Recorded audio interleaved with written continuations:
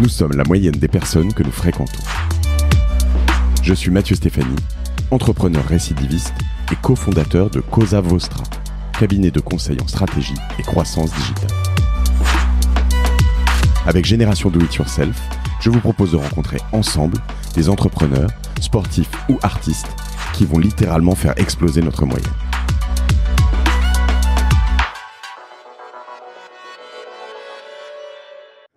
Salut à tous, aujourd'hui j'ai le plaisir de recevoir Hugo Mercier chez Cosa Vostra, qui est le cofondateur de Dream. Salut Hugo. Bonjour.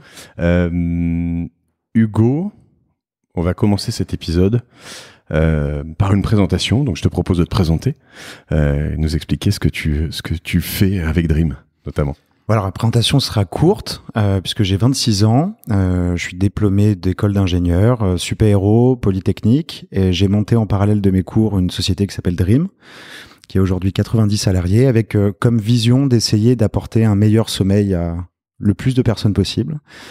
Ça vient du fait que le sommeil est une problématique importante de santé et qu'on a fait un peu par hasard une découverte en laboratoire à côté de mes cours avec mon associé, mon ami Quentin.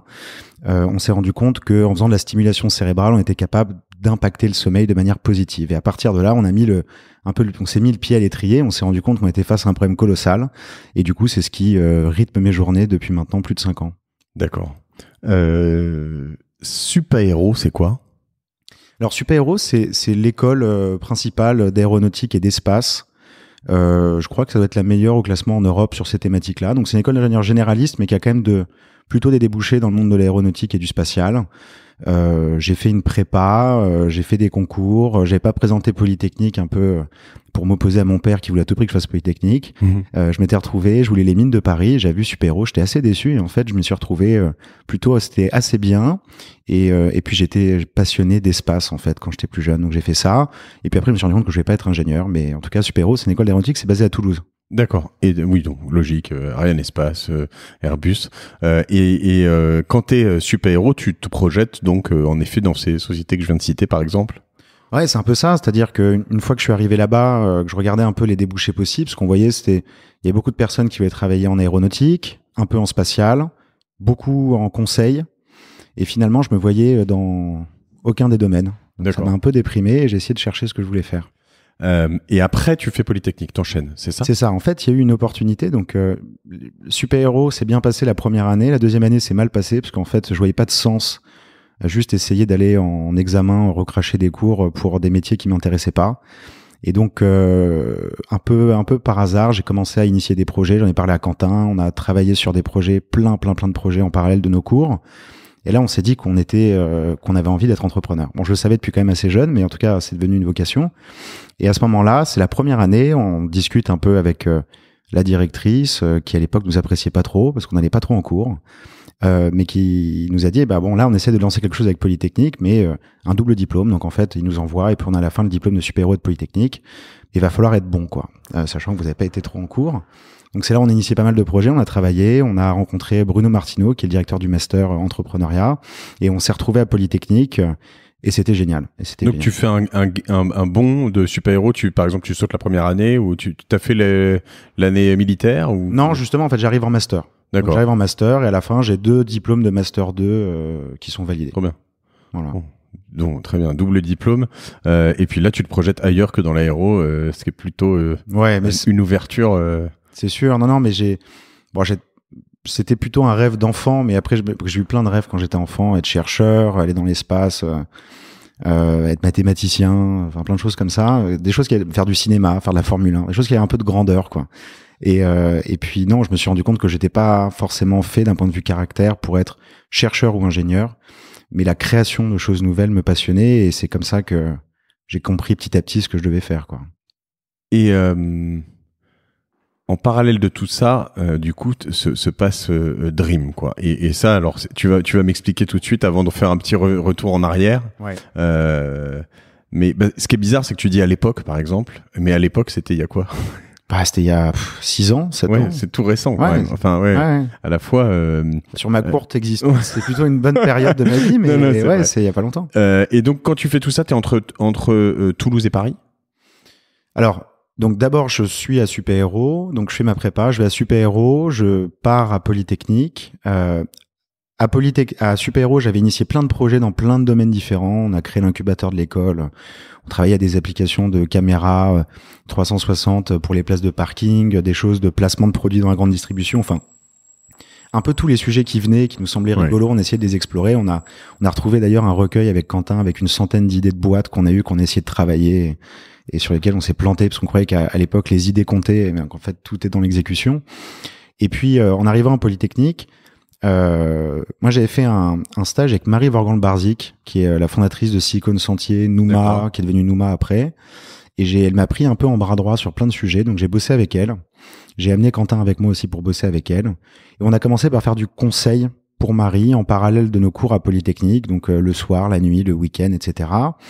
Et là, on avait en fait déjà un projet qui était un projet pour la grande distribution, un projet de boîte pour la grande distribution. On se disait que finalement, ce qui était on avait compris en fait qu'il y avait une énorme perte financière dans les coupons de réduction qui sont pas beaucoup utilisés, qui sont pas personnalisés. Donc on s'était dit, on va faire une espèce de place d'enchère qui lie les marques, le distributeur et puis à la fin l'acheteur, quoi. Et on va essayer de personnaliser ces coupons-là pour rendre tout le monde content, quoi. L'acheteur parce qu'il a le bon produit, la marque parce qu'elle dépense pas plein d'argent pour rien, et pareil pour le distributeur. On avait commencé ce projet-là qui partait plutôt très bien. Et on se disait que... Un truc que beaucoup de gens ont essayé de craquer. Un truc que beaucoup de gens ont essayé de craquer. Après, le père de Quentin était bien installé dans la grande distribution, connaissait des gens qu'on a rencontrés. On avait rencontré les Mulliers, tout ça. Donc, on a des bons rendez-vous initiaux et on voyait que c'était quelque chose qui pouvait bien marcher. On avait commencé, en tout cas, on parlait de nos cours et c'était bien parti. Et là, un peu par hasard, il y a l'idée de Dream qui arrive sur la table, pas n'importe comment. C'est parce que on avait une espèce de module optionnel à Polytechnique sur le Fab Lab, donc essayer de prototyper un objet avec les nouvelles techniques de prototypage. Et à ce moment-là, l'idée du workshop, c'était de bosser sur les personnes handicapées et voir ce qu'on pourrait leur fournir. Et donc tout le monde s'est mis un peu sur les handicaps traditionnels, la vue, l'ouïe, etc. Et donc nous, on a pensé au cerveau, puisque mon grand-père a Alzheimer. Il habite avec mes parents et on s'est rendu compte qu'en fait, à terme, le plus grand handicap sera celui du cerveau avec le vieillissement de la population. Et donc, on a commencé à s'intéresser à Alzheimer. J'ai appelé mon oncle, qui est un neuroscientifique français, qui a à l'Institut Cerveau La Moelle-Épinière. On a commencé à discuter avec lui. On a dit, voilà, nous, nos compétences, c'est qu'on est bon en info, on est bon en maths, on est bon en ingénieur, on réfléchit pas trop mal. Est-ce que on peut, sur quel projet on pourrait bosser ensemble? Sachant que tu parles d'un Fab Lab, donc on parle quand même d'un produit physique idéalement. En fait, je me suis très vite détourné du concept de base du workshop qui était de prototyper un objet, parce que en fait, c'était pas le plus important, mais ce qui était, voilà, je me suis retrouvé dans l'univers des neurosciences, à discuter avec mon oncle, et là juste j'avais des étoiles plein les yeux, quoi. Les sujets étaient magnifiques. Donc en fait, ça s'est plutôt transféré en projet de recherche. On a eu une très mauvaise note au workshop. On a eu une très mauvaise note d'ailleurs au Startup Weekend qu'on a eu sur Dream. Enfin, on s'est planté au début sur le concept de produit, parce que c'est un sujet très scientifique, très technique, mais on sentait qu'il y avait quelque chose. Ce qui est drôle, c'est que tu commences sur une très mauvaise note, parce que tu es probablement à côté de ce qu'on te demande, mais en revanche, tu es à l'origine d'un projet qui est... c'est assez fort comme genèse, en fait, je veux dire. Ouais. Bah, en fait, on est souvent sorti du cadre avec Quentin. Je le mets dans le lot aussi, hein, que ce soit en cours, à l'école, en classe, même dans le master d'entrepreneuriat. Et c'est très dur. Et je remercie Bruno, notre prof, parce que, en fait, c'est très dur d'enseigner l'entrepreneuriat parce que par définition, il faut sortir des cases, il faut casser les codes, les règles, et en même temps, on doit apprendre. Donc, c'est quelque chose d'assez compliqué, mais il a réussi à nous donner pas mal de liberté. Et c'est vrai que on répondait pas aux critères, quoi. C'est-à-dire qu'il fallait prototyper quelque chose. On en était à des millions d'euros d'investissement en R&D pour pouvoir prototyper quelque chose qui fonctionne, quoi. Mais c'était un peu par hasard. Ok, alors il faut qu'on revienne sur ce point justement précis juste après. On va remonter un tout petit peu tout ça en arrière. Toi, t'es parisien? Alors, je suis né en Auvergne, mais j'y suis pas resté très longtemps. Donc, sur mon passeport, il y a Aurillac, comme Cantal. J'ai dû rester 1 an ou 2, mais j'ai grandi dans la banlieue parisienne. Et tes parents sont dans le business, dans la science, sont polytechniciens? Pourquoi ton père voulait que tu fasses Polytechnique, quoi? Parce que justement, il a pas fait d'études. Non, mais qui voyait que j'ai des facultés à l'école et qui voulait que je réussisse. Non, mon père, alors il a un profil. Alors du coup, c'est quoi ces facultés à l'école? Ça a été très jeune comme ça? Toi, t'as eu des facultés, tu l'as senti? Ouais, j'ai sauté 2 classes, j'ai eu pas mal de facilité à l'école depuis tout jeune. Donc ouais, Tu l'expliques ça? Je dirais que j'avais un cerveau bien câblé pour. Tu crois pas qu'on a le même cerveau? De quoi? On n'a pas un peu tous le même cerveau? Je te pose une question. Est-ce que c'est pas des centres d'intérêt que t'as plus que d'autres? Je pense qu'on a des cerveaux constitués différemment. Ouais. Et ça se voit par les études, mais ça veut dire c'est pas mieux ou moins bien. C'est juste fait différemment avec certaines choses qui sont plus faciles pour certains et moins pour d'autres. Et ouais, mais donc j'avais plutôt pas mal de facilité à l'école en mathématiques, en sciences, etc. Un goût assez prononcé pour ça. Et pas donc, en français. Comment? Pas en français. Pas en français. Non, je fais une question. J'étais plutôt pas mauvais en français. J'aimais bien écrire en fait. J'ai toujours écrit. J'ai écrit des petites nouvelles, des choses. Si j'aimais bien aussi. Ouais, j'aimais bien aussi. Et donc assez naturellement, oui. Bon, alors mon père, pas du tout dans ce milieu-là. Mon père, c'est un ancien catcheur professionnel. Catcheur. Catcheur comme le WWF. F c'était à l'époque et E c'est plus récent. Ouais, c'est un catcheur français assez connu en Europe, partout dans le monde. Partout dans le monde, mais ça existe en France le catch, je veux dire, une scène du catch française. Jusque dans les années 80. Alors dans les années 60-70, c'était sport national. C'est-à-dire qu'il y avait du catch sur la seule chaîne de télé française et ça remplissait des stades entiers. Donc c'était vraiment un vrai phénomène. On parle de combat spectacle, factice un peu. Hein. Alors ouais, c'est du sport spectacle. Donc c'est-à-dire qu'il y a une grosse composante physique parce que les chutes sont réelles, les coups en fait sont réels. Il y a une espèce d'orchestration de personnages, d'histoires, de storytelling. Donc c'est un mélange entre le théâtre et la boxe ou les sports de combat. Et c'est assez rigolo comme univers. Sauf qu'en France, ça s'est pété la tête. C'est devenu très cheap, en fait. Ça s'est rapproché un peu de la fête foraine, tu vois. Aux États-Unis, c'est devenu une entreprise cotée en bourse avec des catcheurs qui sont des acteurs hollywoodiens comme, tu vois, The Rock ou Dwayne Johnson, le gros costaud, là. Et après, donc, mon père est parti de ça. Il a fait du cinéma. Il a fait acteur, cascadeur. Et puis il a repris un peu le catch en France. Il a réorganisé les choses. Il a été producteur de spectacles. Là, il écrit un bouquin. Voilà. Parcours atypique. Et sans faire de psychanalyse, c'est pas le but ici, mais juste parce que c'est surprenant en soi. Ça fait quoi à la fois d'être un peu précoce et en même temps d'avoir un père qui est et je dis pas ça avec tu dis que les catcheurs sont cons. Non, j'allais dire saltimbanque. J'ai pas dit con, je pense que c'est un métier enfin c'est un peu comme ça que je le perçois, peut-être que je me trompe et il y a pas j'ai pas du tout de Mon père le perçoit aujourd'hui comme un métier de con, donc tu peux le dire. Non mais moi j'ai pas dit con, hein, j'ai dit saltimbanque. Et c'est différent, c'est quelqu'un qui anime et qui fait du spectacle, mais je veux dire probablement, quand je dis saltimbanque, c'est vraiment un mot de vieux, ça.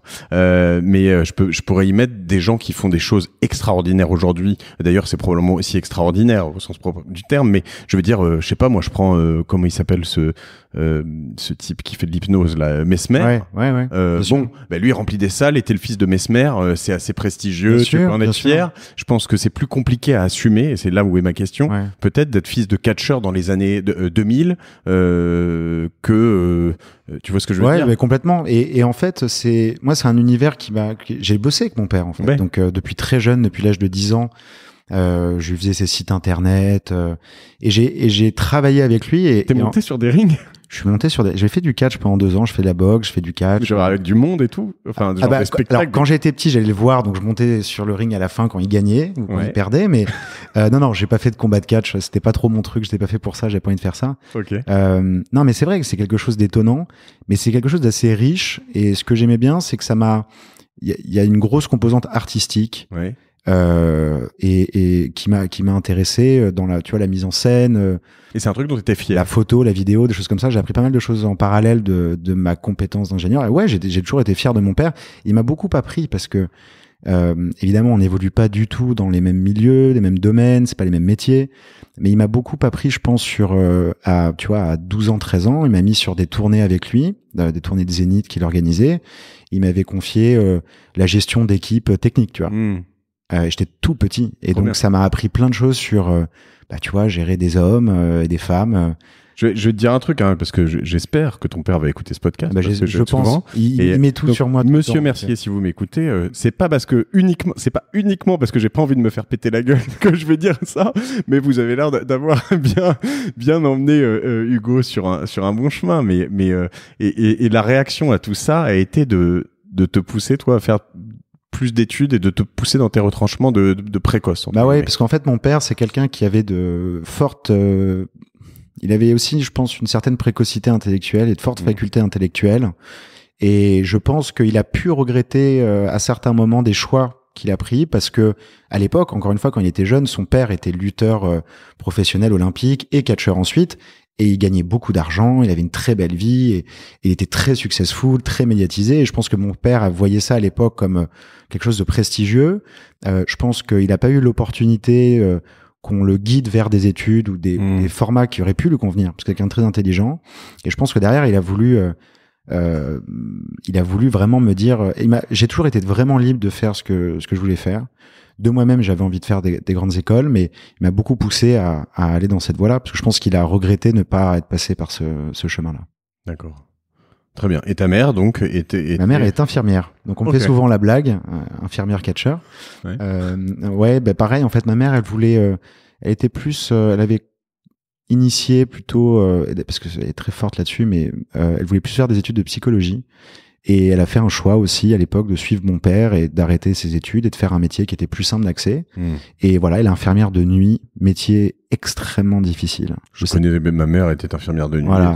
Mais les infirmières font des enfants brillants, semble-t-il. Voilà, ça doit être ça. Bah oui, en toute humilité. C'est ça. J'en ai d'accord. Je pense qu'il y a une niche. Et quel enfer, mais quel enfer. Tellement difficile. Des conditions atroces et besoin de grandes qualités humaines. Je la respecte beaucoup pour ça. Et voilà ce que font mes deux parents. Et donc en fait, du côté de ma mère, pour le coup, j'ai eu deux oncles avec lesquels j'ai passé beaucoup de temps. Mon oncle neuroscientifique, que alors lui on le voyait pas beaucoup parce qu'il était plongé dans donc Stéphane Charpier. D'accord.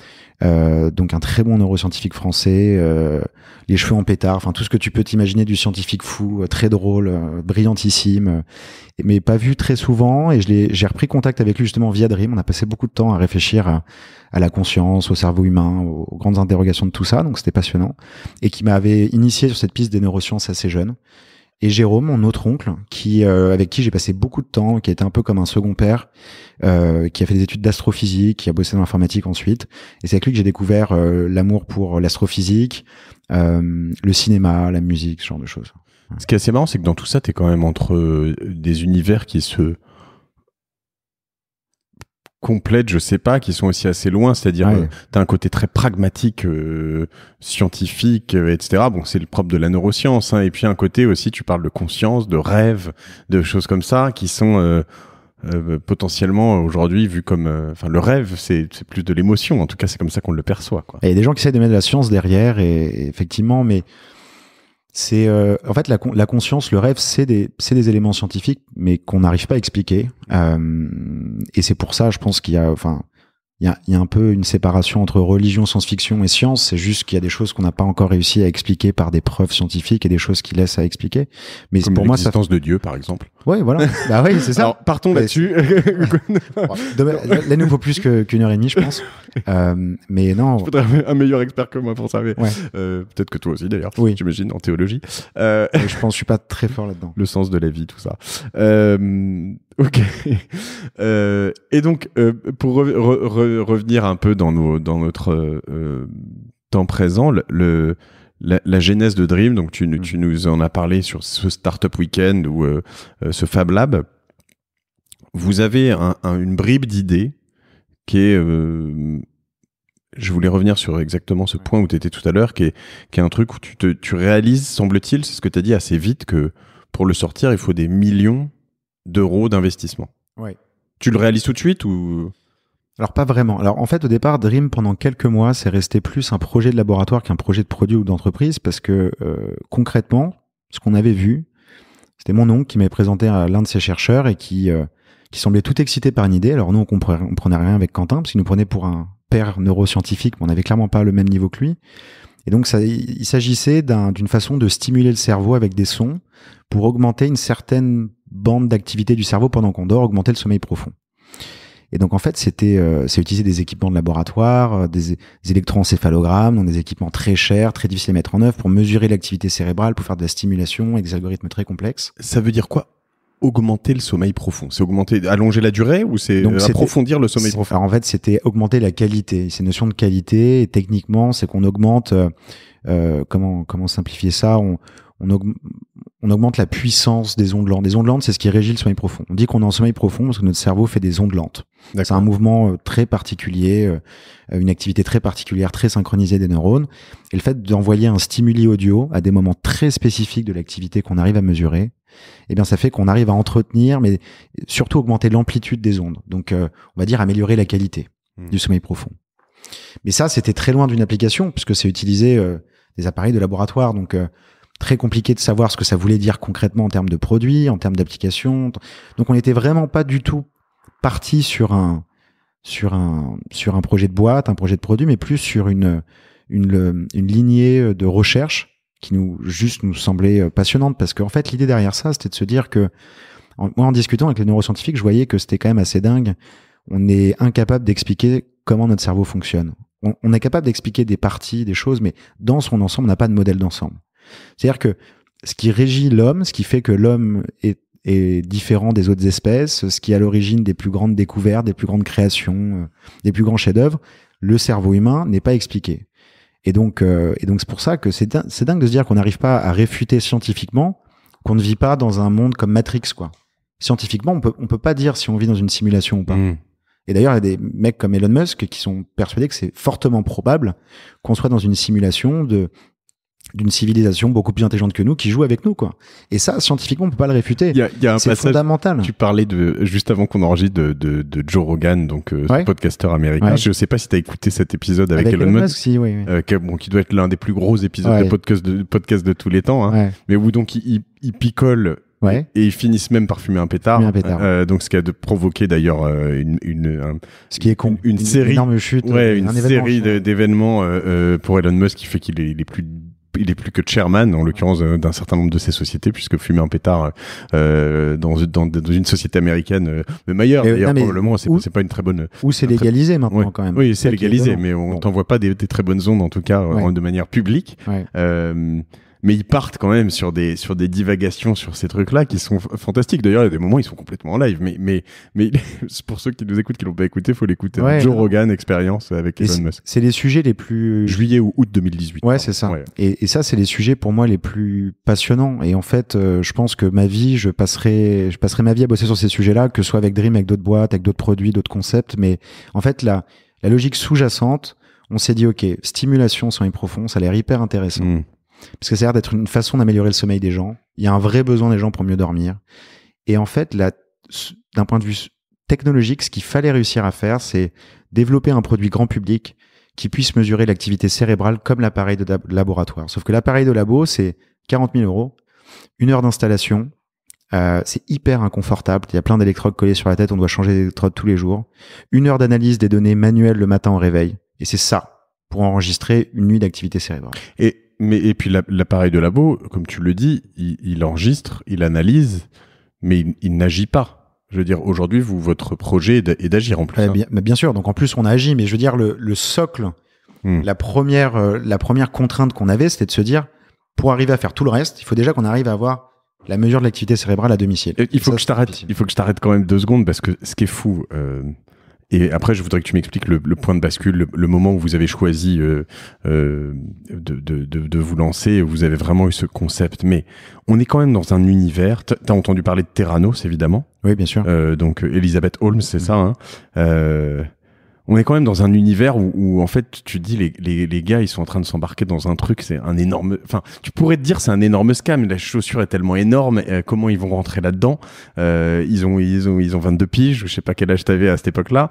21. C'est n'importe quoi, tu vois. Tu te dis, et les gars, tiens, je vais lui filer 6 millions et puis on va voir ce qu'ils font. Mais enfin, elle, on parle d'un truc qui valait 1 milliard. Elle était dans tous les articles, toutes ces choses-là. Mais il y a un peu ce côté, finalement... comment t'appelles ça, le docteur là,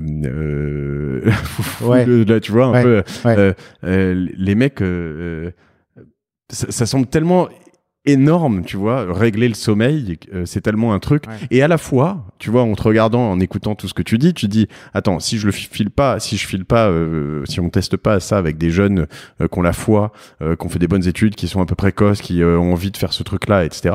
Mais au tout début, quand tu te lances dans ce projet, il y a un moment où tu sais pas si tu vas réussir à faire un produit qui fonctionne. Bien sûr. Alors, il faut quand même. Terrano, c'est un cas spécial où en fait, ce qui s'est passé, c'est que Elizabeth Holmes a menti à ses actionnaires, aux gens de la boîte, sur les chiffres de la société et les résultats. Donc ça, c'est une vraie escroquerie. Bien sûr.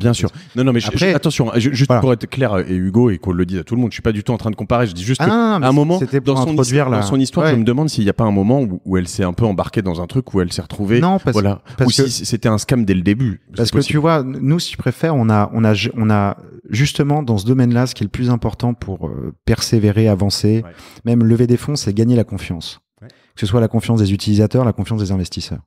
Moi, j'ai toujours été 100% transparent sur ce que Dream faisait, ce qu'il apportait, ce qui avait été validé ou pas, avec toutes les incertitudes du monde. Mais il faut voir après comment j'ai commencé la société. C'est pas une manière non plus traditionnelle de lever des fonds. C'est Laurent Alexandre qui m'a rencontré et il a plus parié sur moi, mon fondateur, que sur l'idée qui était souvent le cas. Ouais. Voilà, parce que c'est des projets. Moi, je considère qu'il y a plein de gens qui font de l'entrepreneuriat et que ce serait bien de mettre plus de gens sur des projets très difficiles et sur des avancées techniques majeures. Bien sûr. Et donc pour ça, tu es obligé de prendre un pari. Donc ce qui est le cas de Terranos, c'est que ça a atteint en fait un tel niveau de mensonges que effectivement tout était complètement faux. Nous, au départ, on avait une incertitude, c'est-à-dire que on savait que les stimulations fonctionnaient. Maintenant, il fallait voir si on allait réussir à implémenter ça dans une technologie pour le rendre accessible au grand public. Et quand j'ai discuté avec Laurent dans mes premiers meetings, je pourrais te les raconter après, mais il savait qu'on ne savait pas comment on allait faire, qu'on avait des idées, des pistes. Bon, je lui ai jamais signé, ça va fonctionner. Oui, surtout qu'a priori, il est pas complètement débile. Non, ça va. Ça va. Et oui, mais du coup, on fait ça, mais c'est le principe de ce podcast, c'est un peu bien sûr. Je vais avoir les questions. Laurent Alexandre, quand tu le vois la première fois, tu lui dis quoi? Tu lui dis, écoute Laurent, je vais des gens, tu vois, c'est le pitch traditionnel des startups, c'est dire, ok, le problème, la solution. Alors le problème, c'est que les gens dorment mal, la solution, c'est Dream. Ok, what the fuck, tu vois, il y a un peu ce côté. Alors c'était pas vraiment ça. En fait, c'est un peu plus compliqué. Quentin, mon associé, entend parler de Laurent. Moi, je connaissais pas Laurent à l'époque. Et il donnait une conférence justement à l'Institut Cerveau de la Moelle épinière, là où travaillait mon oncle. Et Quentin, il me dit, regarde, ce mec, il a l'air génial, il fait des conférences sur la mort de la mort, l'avenir de la médecine. Il a l'air fou mais brillant. Laurent Alexandre, donc qui a écrit notamment récemment La Guerre des Intelligences, qui est un brillant auteur, qui est aussi le fondateur de Doctissimo, qu'il a bien vendu, et qui est un bon slasher sur Twitter notamment, qui aime bien un compte que je vous recommande de suivre si vous voulez un peu des polémiques. Ah oui, clairement, il y en aura tous les jours. C'est clair. Il y en aura tous les jours. Voilà, et qui éditorialise dans plusieurs endroits et qui va venir sur ce podcast, je l'annonce, il le sait pas encore, mais je lui demanderai, j'envoie un WhatsApp tout à l'heure, c'est un moyen de communication. Ok. Bon, on l'invitera. Puis Laurent, c'est quelqu'un de très riche, donc je pense qu'il sera un podcast intéressant. Et donc donc je regarde, je dis oui, effectivement, il me fascine, on va le voir. Il fait une conférence devant des médecins, des neuroscientifiques pour leur expliquer qu'ils sont tous débiles, ce que j'adore. Et je dis ok, parfait, ça commence bien. Et à la fin, on le voit pas du tout. Je savais pas qu'il avait des sous, qu'il avait réussi, qu'il était riche. Enfin, je le voyais pas mais plus comme un mentor ou quelqu'un parce que en fait, il comprenait l'enjeu de la médecine, du cerveau, des nouvelles technologies. Et ça pouvait forcément être qu'intéressant pour nous d'avoir du feedback de lui. Donc à la fin de la présentation, on va le voir. Et là, donc je lui pitch Dream en 2 minutes. Il me dit oui, très bien. Voilà mon WhatsApp. Il communique que par WhatsApp. Il habite en Belgique. J'habite en Belgique. À l'occasion, vous passerez me voir. Et donc nous, avec Quentin, on se démerde pour aller en Belgique en disant tiens, on est dans le coin, on pourrait venir te voir. Et là, on va chez Laurent Alexandre. Et c'était une présentation où j'ai cru que je m'étais beaucoup planté, mais à la fin du meeting, il nous demande ce qu'on ferait si on avait 500 000 € sur le compte en banque, s'il nous donnait 500 000 €. Un peu surpris parce qu'on n'était pas prêt en fait à lever de l'argent spécialement. Et c'est un peu comme ça que ça a kickstarté, quoi. Et Laurent est devenu un associé fondateur quasiment. C'est marrant parce que donc t'as l'air assez sûr de toi et je pense que aussi ce passif précoce doit aider là-dedans. Quand t'arrives sur un truc comme ça. Je suis jamais sûr de moi, au contraire. Ouais, d'accord. Peut-être que c'est mais pourquoi t'as l'impression de te planter, du coup, sur un... De toute façon, moi, j'ai tout le temps l'impression de mal faire ce que je fais, mais constamment, tous les jours depuis 5 ans. Donc après, il y a une façon de le retranscrire. Hein, Ouais. je pense, en tout cas, c'est une obsession que j'ai comme ça, de voir ce qui va pas et ce qu'on pourrait mieux faire. Non, mais j'ai l'impression que parce que je lui pitch tout ça. C'est intéressant ce que tu dis. Je veux dire, ouais. Parce que c'est des choses qu'on peut dire, et je crois un point commun à beaucoup de gens qui sont que je vois sur ce podcast, et même soit des reproches, soit des choses ou des constats qu'on peut me faire, de me dire t'as l'air assez sûr de toi. En l'occurrence, quand je m'écoute, je trouve ça épouvantable. Quand tu vois là, je parle comme ça, je trouve ça, je me dis putain, ça fait 2 ans que tu fais des podcasts, t'es pas capable de faire une phrase entière, tout ça, etc. Et en fait, tu te dis mais non, mais c'est le fond qui compte. Et bien sûr. Et donc c'est assez drôle, mais c'est un point commun entre beaucoup de gens, parce que ça te pousse à t'améliorer tout le temps. Et c'est important. Voilà. Après, faut pas que ça devienne non plus maladif. Je reconnais aussi ce que j'ai bien réussi et des choses comme ça, mais je considère pas avoir réussi beaucoup de choses. Enfin, on est encore très loin de notre objectif, et j'essaie de me remettre en question en permanence. Et je pense que c'est pour ça qu'on a fait beaucoup de choses en peu de temps. Mais donc devant Laurent Alexandre, très difficile, parce que quelqu'un de très intelligent. C'était les premiers mois du projet, très complexe, pas beaucoup d'expérience à pitcher, et Laurent qui coupe, qui est un peu froid, c'est un personnage qu'on ne connaît pas, qui est assez impressionnant, et donc je me dis bah voilà, on se plante. Et en fait la vision à l'époque de Dream, c'était pas juste le sommeil, parce qu'on n'avait pas encore compris ce qu'était le sommeil, mais c'était de se dire bon là on a un truc cool sur les stimulations, et en fait derrière ça on a plutôt la vision neurotechnologie, c'est de se dire si un jour on n'arrive pas à comprendre comment le cerveau fonctionne, mais si un jour on arrive à démocratiser la mesure de l'activité cérébrale, d'avoir des millions de personnes qui ont des bandes de Dream sur la tête pour des stimulations, pour d'autres choses en fait. On aura la plus grande base de données histoire de l'activité cérébrale, et peut-être qu'on pourra comprendre comment fonctionne notre cerveau. Donc on parle là, c'est un truc que je connais bien puisque mon père a fait de la neuro pendant très longtemps, on parle d'un encéphalogramme. Électroencéphalogramme. Électroencéphalogramme, oui. Dream fait d'un électroencéphalogramme à domicile. Qui était à l'origine des espèces de grosses machines qui faisaient un peu de bruit, et puis où tu devais Ok, exactement. Quand je dis voilà, avec l'aiguille qui faisait l'électroencéphalogramme plat, si on te dit ça, c'est généralement pas une bonne nouvelle. Généralement non, c'est que t'as une mort cérébrale, donc ça c'est pas bon. D'accord. Et d'ailleurs mon oncle Stéphane travaille sur la mort cérébrale pour voir si on peut pas reverser le process, mais du coup c'est ça, hein, c'est exactement l'équipement dont je parlais de 30-40 000 euros, c'est ça, c'est les électrodes. Alors maintenant c'est plus une aiguille qui fait ça. Ouais. Mais c'est un signal comme ça sur l'ordinateur, mais ça n'a pas changé. Okay. Ce qui est dingue, c'est de voir qu'il y a 60 ans, le truc a plus ou moins la même tête qu'aujourd'hui, quoi. Okay. Et donc, nous, notre avancée technologique, c'était de le faire tenir dans un banc de Dream qui marche tout seul, automatiquement, grâce à des algorithmes, nos propres capteurs, etc., quoi. Trop bien. Et du coup, au début, ton idée, c'est putain trop bien. Je parle comme à un moment, je parle comme un vieux, à un moment, je parle comme un lycéen. c'est tu vois, perfection. Ouais, c'est ça. C'est quand je suis excité non mais c'est marrant. Et du coup, ce moment, je t'avais dit que je laissais tout, hein, tu vois, même ces moments même ça, un peu gênants, tu vois, je laisse, okay. c'est con. Parfait. Du coup, ce moment d'électroencéphalogramme que vous pitchez a pour but de quoi commercialement? Pourquoi moi j'achèterais un électroencéphalogramme? J'en ai pas besoin. Autant tu me dis je vais te donner un truc pour mieux dormir. Là je comprends. Ouais. Mais alors au départ on a tourné, on a fait pas mal d'itérations. On s'est dit ok, qu'est-ce que font les stimulations au sommeil profond? Il y avait un lien entre ça et mémoire. Donc il y avait un lien que en stimulant des personnes, parce qu'il y avait plusieurs équipes de recherche qui avaient travaillé un peu sur ces sujets-là, en stimulant le sommeil profond, on était capable d'avoir une capacité de mémorisation plus grande, de retenir plus de mots, plus de choses. Donc on s'est dit il y a un angle qui peut être intéressant sur Alzheimer, sur les gens qui ont envie d'apprendre, sur les militaires. Puis après, on arrive avec un positionnement plus grand public, en disant, en fait, finalement, il y a un effet pas seulement sur la mémoire, mais juste sur le sommeil profond étant associé à la récupération. Donc, en gros, pour le même temps dormi, dormez mieux. Enfin, vous sentez plus en forme pendant la journée. Et petit à petit, on a affiné le positionnement du produit. C'est ça qui est compliqué. C'est-à-dire que on n'est pas dans un modèle classique on a un problème qu'on a bien défini, on essaie de trouver une solution, on a une opportunité, on sent que c'est quelque chose qui peut avoir beaucoup d'impact sur beaucoup de personnes, mais où le mettre? Et en fait, les stimulations, c'était le début, mais après, il y a eu plein de choses qui sont passées pendant 5 ans. Maintenant, le produit, c'est quelque chose qui, globalement, ça aide les insomniaques, ça traite des insomniaques beaucoup plus efficacement qu'un somnifère, quoi. Pour la modique somme de? Aujourd'hui, il est à 400 €. D'accord. En Europe. Et tu l'achètes une fois, t'as pas besoin d'abonnement. Voilà, c'est ça. Ouais. Mais l'idée, c'est qu'on va réfléchir à des business models de services, on va réfléchir à du remboursement, des mutuelles, des systèmes de santé, parce que on va faire gagner beaucoup d'argent au système de santé en faisant mieux dormir les gens.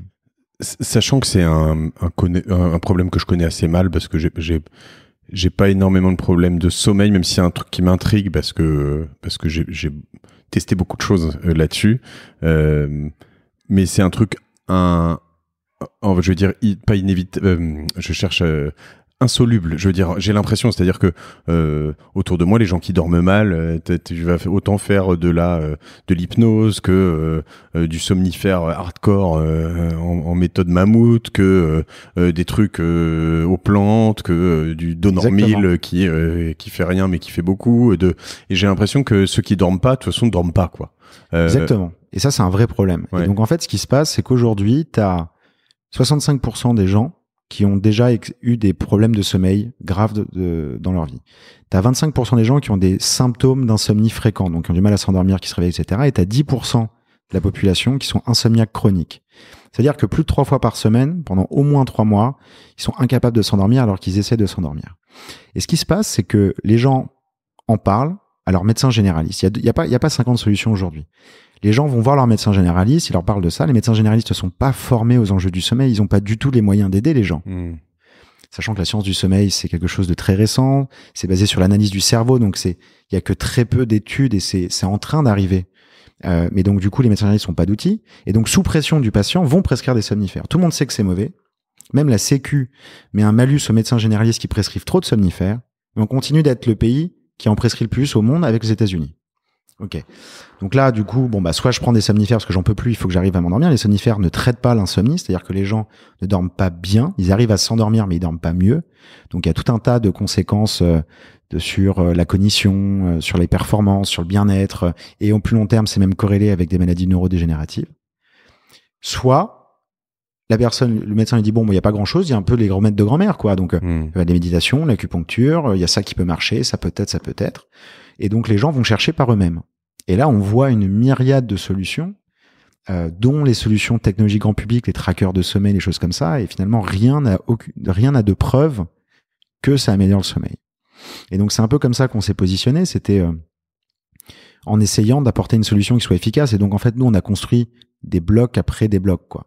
Notre idée de base, c'était pour comprendre et agir sur le sommeil précisément, pour agir sur le sommeil efficacement, il faut le comprendre avec précision.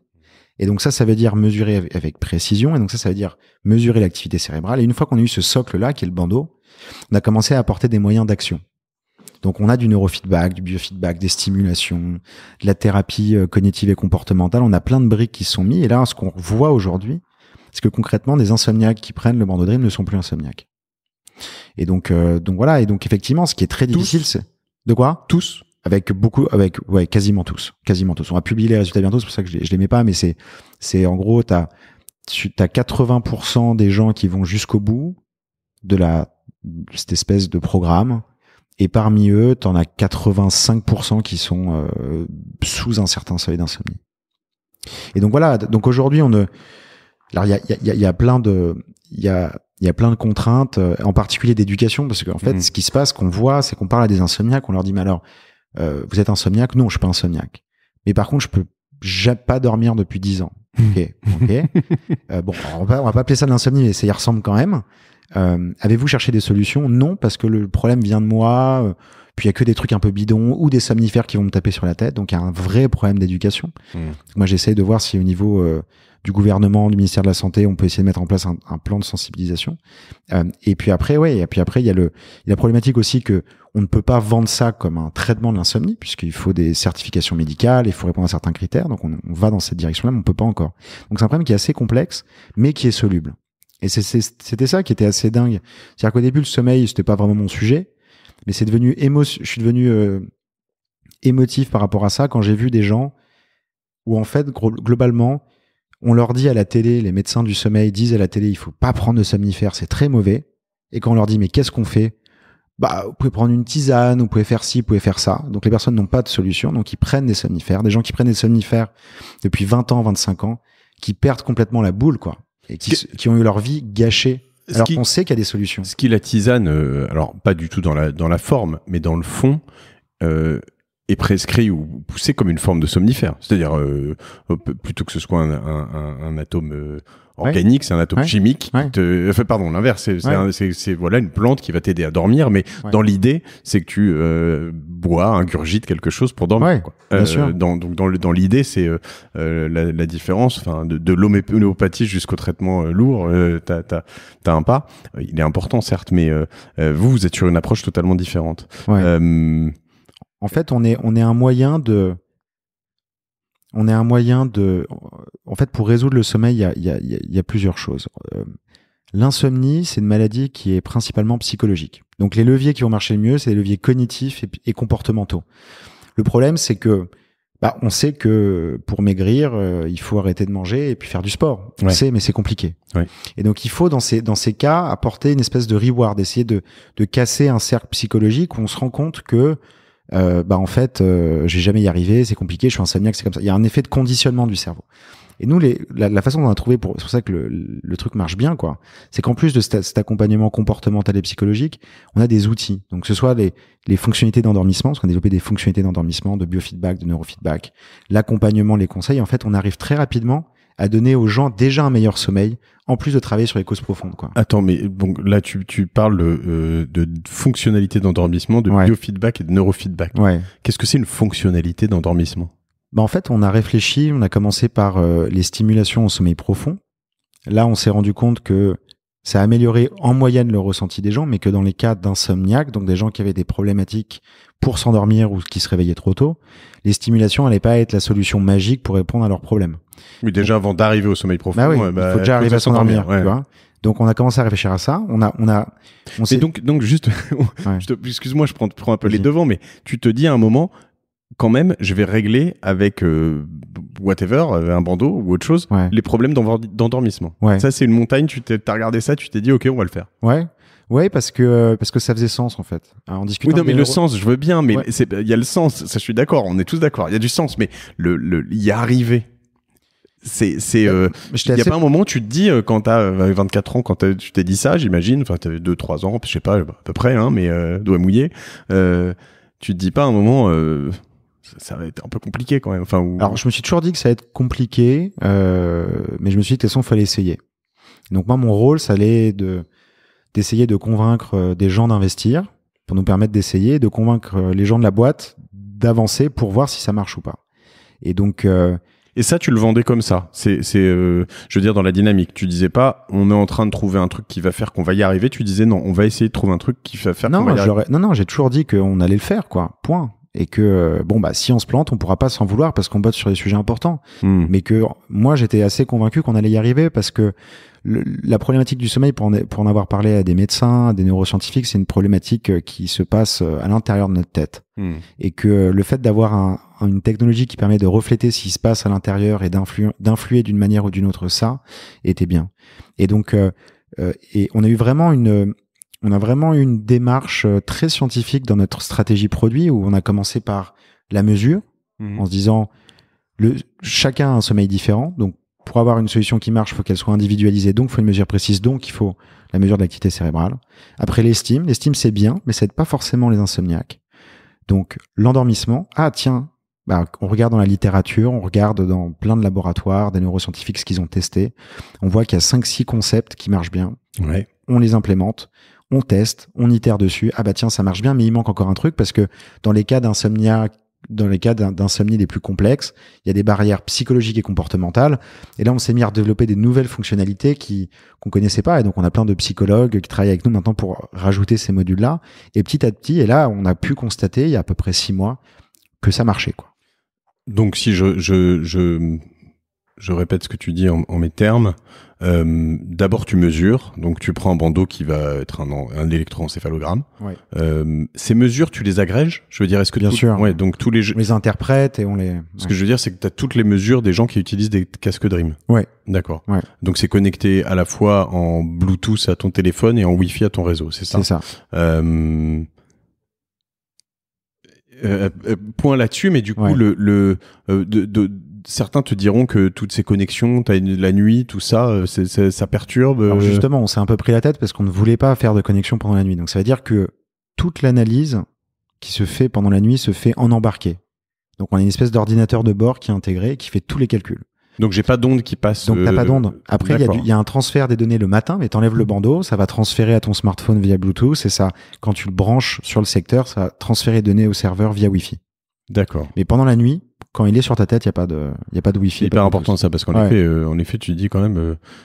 Alors on n'a pas la preuve que c'est dangereux, mais on n'a pas voulu prendre le risque, et donc on a construit l'architecture électronique de façon à ce que ça puisse fonctionner sans. D'accord. En effet, donc du coup, tu passes de ce moment, j'ai envie de dire passif, donc d'analyse, à un moment actif où ton casque, ton bandeau, comment tu l'appelles bandeau. Ton bandeau va avoir une action sur ton cerveau. Ouais. Et cette action, elle est faite par conduction osseuse, c'est ça ? Donc, au début de la nuit, il y a les fonctionnalités d'endormissement. Donc, ça va dépendre de la catégorie que tu as choisie. C'est pas des exercices de respiration, c'est pas des exercices cognitifs, ça peut être juste des sons, de la musique. Mais tout ça est modulé. En fait, le truc qui est assez unique, c'est que c'est modulé en temps réel par rapport à ce qu'on mesure de l'activité physiologique de la personne. Donc, on va mesurer pas que son cerveau, mais son rythme cardiaque, sa respiration. Et on va changer en temps réel les paramètres du programme audio. Donc, tu parles par exemple d'exercice de respiration, c'est-à-dire que le casque va te proposer ça ? Ouais. En te parlant ? Alors, dans le cas de la respiration, encore une fois, on a 5-6 catégories différentes et pas mal de variations pour chacune, parce que ça va dépendre des personnes. Mais par exemple, si une personne qui est stressée, qui respire mal, ça peut contribuer à sa problématique d'endormissement parce que son rythme cardiaque est trop élevé. Donc ça marche. Enfin, je veux dire, j'ai pas jamais eu trop de problèmes, mais en effet, pour avoir lu notamment de la programmation neurolinguistique et un certain nombre des méthodes d'endormissement hallucinantes. Enfin, je veux dire, tu as l'impression de t'auto complètement je cherche le terme, hypnotisé. Ouais, c'est ça. Finalement, on a fait des programmes de méditation, d'auto-hypnose, et en fait, ce qui est intéressant avec le bandeau, c'est que il y a une certaine offre de programmes comme ça, genre Headspace, Calm, etc., des applications mobiles avec des programmes de méditation. En fait, ce qui est assez unique avec le bandeau, c'est que comme on mesure en temps réel ce qui se passe dans le cerveau et dans le corps de la personne, on est capable de personnaliser. Et moi, cette notion de personnalisation, elle est fondamentale, je pense, parce que si on dit à quelqu'un respire comme ça de manière arbitraire, il y a de faibles chances pour que ça fonctionne, puisqu'on va probablement être en décalage par rapport à la consigne, et ça peut être plus contre-productif qu'autre chose. En revanche, si les paramètres sont calculés en temps réel par rapport à ce que la personne, à son état, on aura probablement plus d'efficacité dans ce qu'on fait. Et donc c'est pour ça qu'on a donc de la respiration, par exemple, t'as des vagues, donc t'as la vague qui arrive, donc qui monte et qui redescend. Et on te dit, quand ça monte, tu t'inspires, quand ça descend, tu expires. Et ça, c'est calculé en fonction de là où t'en es actuellement. Et l'idée, c'est d'arriver à un niveau propice pour l'endormissement. Mais ça peut être ça comme d'autres choses, en fait. Ça va dépendre des gens. Et il n'y a pas one size fits all. Il faut vraiment avoir une approche assez exhaustive dans ce qu'on propose et de savoir recommander ce qu'il faut. Sachant que sur ma petite expérience de tout ça, en fait, en effet, tu parles de Headspace. Moi, je pensais aussi à Petit Bambou. Ouais, Petit Bambou. Donc, sur de la méditation, que je ne le remercierai jamais assez d'avoir été le premier sponsor de Génération Do It Yourself à l'été 2018. Et qui est là-dessus qui est terriblement efficace aussi, mais je pense qu'il y a des, tu disais ça dépend des personnes, je pense que ça dépend aussi des périodes de ta vie, ça dépend de plein de moments, et en effet, moi, j'adore ces applications de relaxation, détente, et évidemment méditation, parce qu'en fait, tu arrives à trouver des solutions à pas mal de choses, mais en effet, je pense que ça marche pas pour c'est pas encore démocratisé, et moi, mon point fondamental, c'est que pour que ça marche, in fine, il faut qu'on comprenne le profil de la personne qu'on a en face. Et ça, pour le coup, il faut des mesures objectives. Donc c'est ça qu'on a introduit dans le concept. Là-dessus, je reviens sur la mesure, sur tu parlais tout à l'heure des bracelets connectés, qui à mon avis, en effet, ne règlent pas forcément de problème, quoique, mais ont une approche un peu différente d'analyse qui est probablement très perfectible, parce que tu te dis, en fait, c'est juste un capteur de mouvement, a priori. C'est très mauvais. Oui. C'est très mauvais.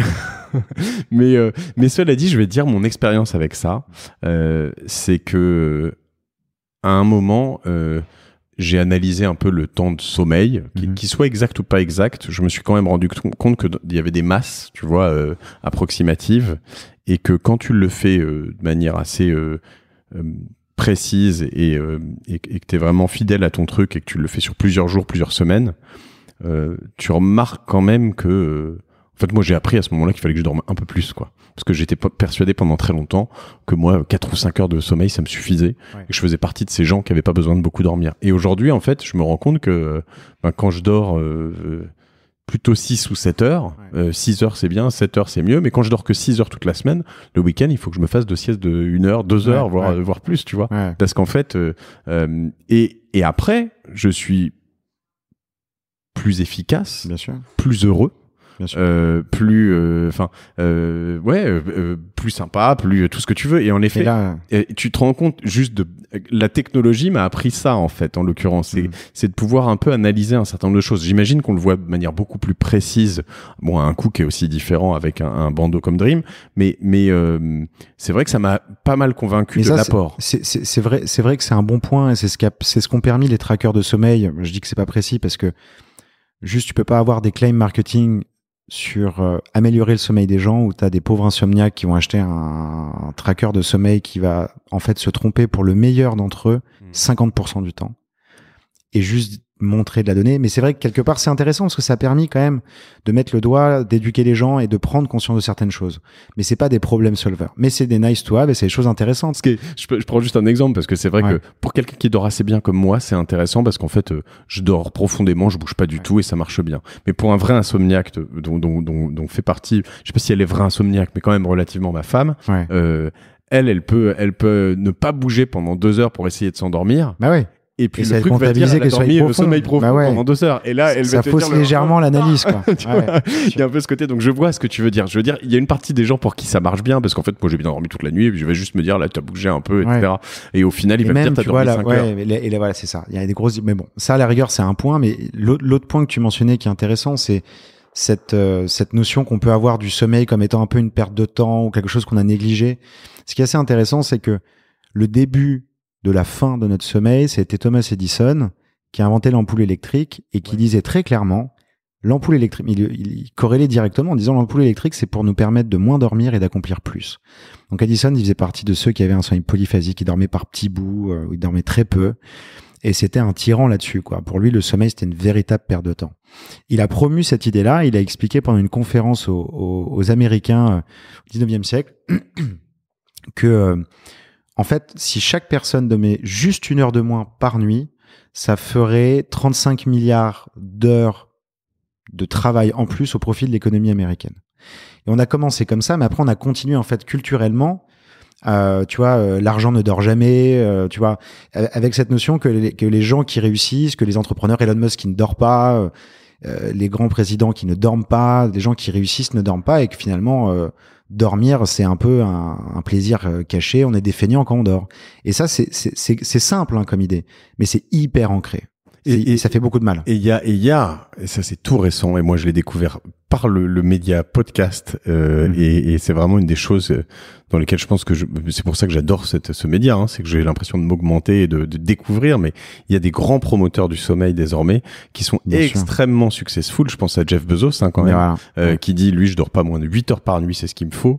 Je pense à Ariana Huffington, qui en parle aussi beaucoup, et qui sont des gens qui sont brillantissimes et qui disent, en fait, juste, il y a aussi une autre manière de voir les choses, c'est versus la quantité d'heures travaillées, il y a la qualité du travail, et quand on dort mieux, on travaille mieux. Alors après, c'est vrai que dans ce que tu dis, je pense souvent aux voileux, tu vois, le tour du monde, les mecs, tu te dis mais comment ils font, quoi. Et en effet, t'as des gens qui ont probablement ces aptitudes, mais non, c'est pas des aptitudes, ça se travaille, c'est très difficile, mais si tu fais ça, tu meurs.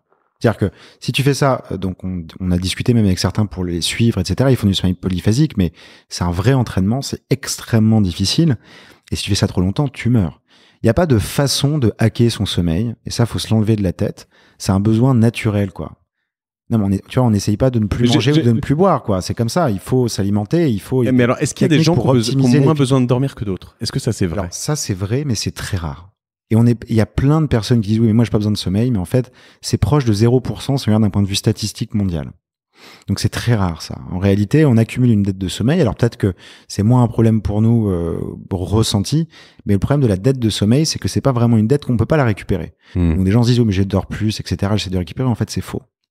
Et ce qui est assez dramatique, c'est qu'en fait, on est parti de cette idée en disant on va moins dormir pour plus accomplir d'un point de vue productivité économique. C'était une étude qui est sortie il y a 2 ans qui montre l'impact du sommeil sur l'économie mondiale. Et sur quelques pays principaux, c'est 1 trillion de dollars. Pour les États-Unis, c'est 411 milliards de dollars qui sont perdus à cause du mauvais sommeil chaque année. C'est 2,3% du PIB. Juste pour un pays. Parce que quand tu dors moins, t'es moins productif, plus d'absentéisme, t'as des accidents et t'as des coûts de santé associés à ça. Et donc, si tu corrèles ça coûte au système de santé et aux entreprises aux États-Unis, parce que les entreprises payent pour la santé, ça coûte 411 milliards de dollars. Juste sur une année. Donc, on est un peu loin de l'idée où finalement on allait gagner en productivité. C'est plutôt l'inverse. Et donc, après, ce qu'il faut voir aussi, c'est que ça, c'est ce qu'on a ancré culturellement. Mais il y a aussi les gens qui essayent de dormir, mais qui n'y arrivent pas. Il y a des gens qui se contraignent leur sommeil, mais il y a des gens qui essaient de dormir et qui n'y arrivent pas. Et ça, c'est la différence avec un insomniaque qui juste a la possibilité de dormir, mais n'y arrive pas. Et donc là, c'est d'autres problématiques. Voilà.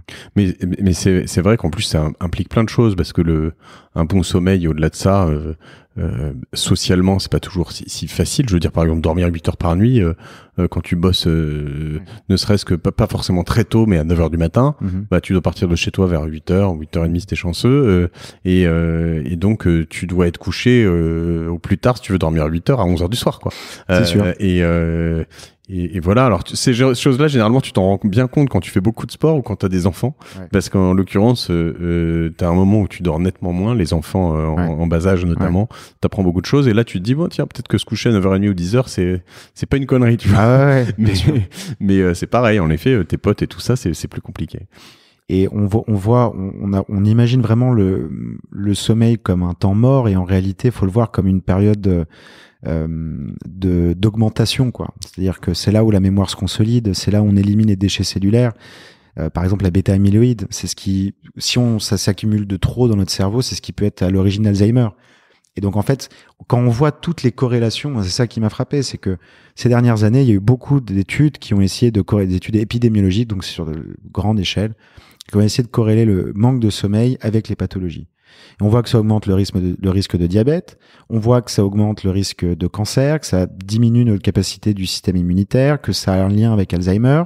On a même vu que le jour après le Daylight Saving Time, je sais plus comment on dit, mais le changement d'heure, il y a eu une augmentation de 25% des crises cardiaques le lendemain. Tu sais que tu me vois me marrer en face, parce qu'en fait, je pense qu'il y a un truc qui est pas dans ton étude comme ça, mais aussi quand tu manques de sommeil, t'as une grosse tendance à être un gros con aussi. Ah mais ça, ça si, il y a plein d'études qui le montrent. C'est que moi, en fait, je pense qu'avec mes collaborateurs, ça doit se ressentir, mais ça se ressent moins parce que je dors mieux et j'y fais attention. Mais moi, je m'en suis rendu compte vraiment avec mes enfants.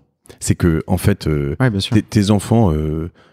Eux, ils sont, alors sauf s'ils dorment mal, mais en l'occurrence, ils ont 1, 4 et 7. Et tu vois, c'est en plus un beau panel, tu vois, mais c'est pas les moments où ça dort le mieux. Et en fait, ils sont quand même assez constants. Je veux dire, ils mangent à peu près bien, ils dorment à peu près bien, etc. Ça se passe bien, oui. Ouais, ils sont assez constants. Et en fait, de temps en temps, tu le vois chez moi ou chez ma femme, mais t'as envie de gueuler. Parce qu'il te pète les couilles, pardon. Et en fait, tu te rends compte que c'est pas eux le problème, c'est toi qui a mal dormi, qui a mal mangé, qui a mal. Et souvent, en fait, tu te rends compte que, en fait, tu reprojettes quelque chose qui est très souvent dû quand même au sommeil, à toi en tout cas, mais le sommeil a un impact énorme. Moi, je m'en suis vraiment rendu compte là-dessus. Et là, tu vois cette injustice qui est de dire, en fait. J'ai envie de gueuler, soit je me retiens, j'essaie de pas le faire parce que souvent j'essaie d'être conscient de ça, mais t'es impatient, t'es injuste, tout ça parce que mais ça impacte énormément. T'es un gros con, ça impacte énormément le caractère. Et moi, moi je m'en suis rendu compte aussi. Les jours où je suis en forme, je peux accomplir 100 fois plus de choses et avoir des idées 100 fois meilleures, ce qui peut avoir un impact considérable si tu mets ça bout à bout, quoi. Ouais. Et tu te rends compte du temps que tu peux perdre des opportunités manquées parce que tu dors mal, quoi. Et donc, voilà. Après, il y a plusieurs catégories de personnes. Il y a les gens qui pourraient dormir et qui le font pas. Les gens qui essaient de dormir qui n'y arrivent pas.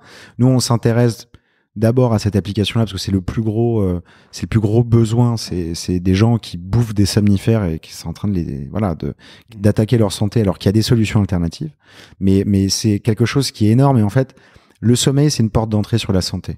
Et encore une fois, si on revient à l'idée de base de Dream quand on a commencé, c'est que si tu as des bandeaux Dream qui mesurent entre 7 et 9 heures d'activité cérébrale, d'activité cardiaque, de fréquence respiratoire par personne, sur des millions de personnes, on a un produit avec un positionnement unique bien mieux que ce qu'une Apple Watch ou ce que Google peut faire sur la compréhension de la santé de la personne. T'es géolocalisé ? Non. Alors, tu peux renseigner ton adresse, ta ville, quand même, quelque part ? Parce que c'est une donnée importante, je pense. Je veux dire, moi, j'ai l'impression que je dors mieux quand je suis à la campagne que quand je suis à Paris. Pour probablement des raisons de bruit, mais... Et voilà, et après, t'as cette donnée. Alors, moi, la donnée dont je parlais, l'exploitation, c'était plutôt pour se dire des applications de diagnostic, où en fait, toutes les boîtes type Fitbit ou même Google avec le projet Baseline, Apple avec la Watch, leur grande vision de la santé, c'est de se dire... On va réussir à mesurer ce qui se passe dans le corps de la personne. On n'a pas beaucoup d'informations, mais si on a une baseline, c'est-à-dire une moyenne et qu'on voit les variations, on va peut-être essayer de détecter les choses en amont. Mais sauf que personne n'a autant de profondeur d'information que Dream, quoi. Dream, c'est de la donnée médicale, de qualité de laboratoire et de la qualité médicale à domicile. Et en plus, pendant que la personne dort, c'est-à-dire que l'information, elle est pas bruitée parce que tu es allongé, tu dors, donc c'est vraiment toi et ton organisme. Et donc, on est persuadé qu'on serait capable de prédire Alzheimer 10 ans avant les symptômes, quoi, de la manière traditionnelle, mais pour tout type de pathologie. Et donc ça, c'est vraiment intéressant quand on se met dans une perspective un peu long terme de ce qu'on peut en faire. Et ce qui est assez ouf, c'est que tout ça pourrait être connecté à un moment avec des tests ADN, des tas de choses. Bien sûr. Que tu rentres dans un certain nombre de choses qui te... c'est fou. Et d'ailleurs, je parle de fou et de folie. Il y a des vous avez déjà pensé à, je sais pas, des applications autour de tout ça ? Alors, en fait, on a un pipeline, c'est-à-dire on a un portefeuille de projets de recherche qui est extrêmement vaste. On a envie de s'intéresser déjà on va dire améliorer le sommeil d'un insomniaque, mais améliorer le sommeil d'un insomniaque qui en plus a Alzheimer, ça fait quoi ? Qui a du diabète, ça fait quoi ? Qui a un cancer, ça fait quoi ? Comment on pourrait diagnostiquer Alzheimer via notre bandeau ? Et donc en fait, on voit un certain nombre de corrélations. On a plein de sujets. La dépression, l'anxiété, c'est-à-dire qu'on voit que quand une personne dort mieux, il y a un vrai impact sur l'anxiété et la dépression. Donc en fait, il y a plein de corrélations, de sens. D'accord. Voilà. Et donc c'est ça aussi la valeur assez unique de tout ça. Et donc on a créé un projet de recherche qui s'appelle le programme Adventurers. Et donc en fait, nos utilisateurs peuvent participer à ça. Et donc grâce à leur contribution et leur réponse à des questions, aux données, on peut derrière les analyser et les partager avec la recherche pour essayer de faire avancer le savoir sur le sommeil, la santé, le cerveau, etc. Ouais, c'est chouette. Et là, tu peux faire bosser, je sais pas, des thésards, des scientifiques, des tas de gens. On en a plein. On a 30 labos qui sont partenaires, 30 labos et hôpitaux qui sont partenaires. On avait 3 thèses CIFRE qui sont finis. Donc, c'est des thésards qui on a financé la thèse en début de Dream. Ce qui était d'ailleurs assez compliqué parce que financer des thèses quand tu démarres une startup, c'est pas trop le truc où tu mets ton argent. Mais en tout cas, c'est bien passé.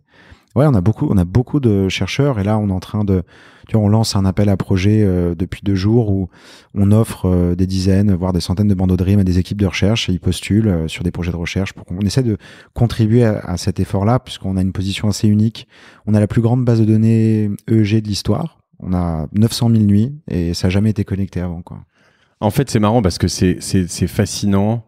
Et à la fois c'est effrayant, t'en es conscient. Je veux dire, c'est effrayant et évidemment tu vas te défendre, c'est le but, mais c'est effrayant de pour beaucoup de gens, j'imagine, de se dire j'ai un bandeau, je le rappelle, qui n'est pas connecté quand je dors, mais j'ai un bandeau sur la tête qui envoie des données quelque part, qui analyse entre guillemets mon cerveau. Tu vois, il y a ce côté un peu rapport homme-machine très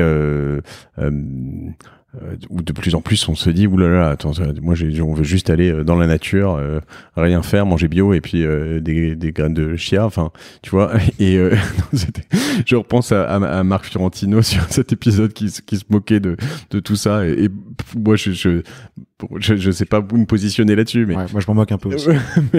mais je veux dire, j'imagine que sur du scientifique, t'as un écho assez intéressant. Je pense à Laurent Alexandre et puis tu vas nous raconter un peu sur des gens qui sont vraiment progressistes aussi, sur un côté plus conservateur, peut-être même des psychiatres ou des gens. Tu dois être décrié ou vous effrayer. Il y a un peu des... Alors, si on se place par rapport au... Alors, ce qu'il faut voir, par exemple, la différence avec, par exemple, le transhumanisme, c'est que la barrière de l'invasif, on la franchit pas. Donc, tu vois, on n'est pas là pour manipuler le cerveau des gens, on n'a pas d'action, on fait de la mesure. Alors, il y a la question de la mesure, qu'est-ce qu'on fait de la donnée? Et depuis le début, en fait, depuis le premier jour, non mais, enfin, il y a la partie de la mesure, il y a l'action, et après, mais concrètement, donc, sur la mesure, nous, on explique aux gens, on a créé un manifeste éthique qu'on a publié la première année de la boîte. Personne ne le connaissait, mais on l'a publié sur notre site. Et on s'engageait à ne jamais vendre les données et n'a pas avoir d'exploitation commerciale de ces données-là, qu'elles soient anonymisées et qu'elles soient juste partagées dans le cadre de contrats de recherche, mais pour des partenariats de recherche, pour explorer des directions, mais que ce soit anonymisé. Donc fondamentalement, les gens, évidemment, si on prend leurs données et qu'on essaye de les commercialiser, de toute façon, personne comprend l'activité cérébrale, donc personne pourra en faire quoi que ce soit. Mais tu vois, il y avait ce risque-là. Et après, sur la partie danger, notre approche, au contraire, elle est très safe. Quand tu compares ça à une approche pharmaceutique de médicaments, elle est beaucoup plus safe et non invasive. Donc, voilà. Je dirais que... J'ai l'impression d'entendre un bruit de fond. Les gens vont se dire qu'on est en train de leur envoyer des ondes. Ah oui, non, c'est une perceuse. Hein? Je crois que c'est une perceuse au loin. Je vais fermer la fenêtre derrière. Parce qu'ils vont nous dire qu'on est en train de leur envoyer des ondes dans le cerveau, tu vois. Ouais. Ça.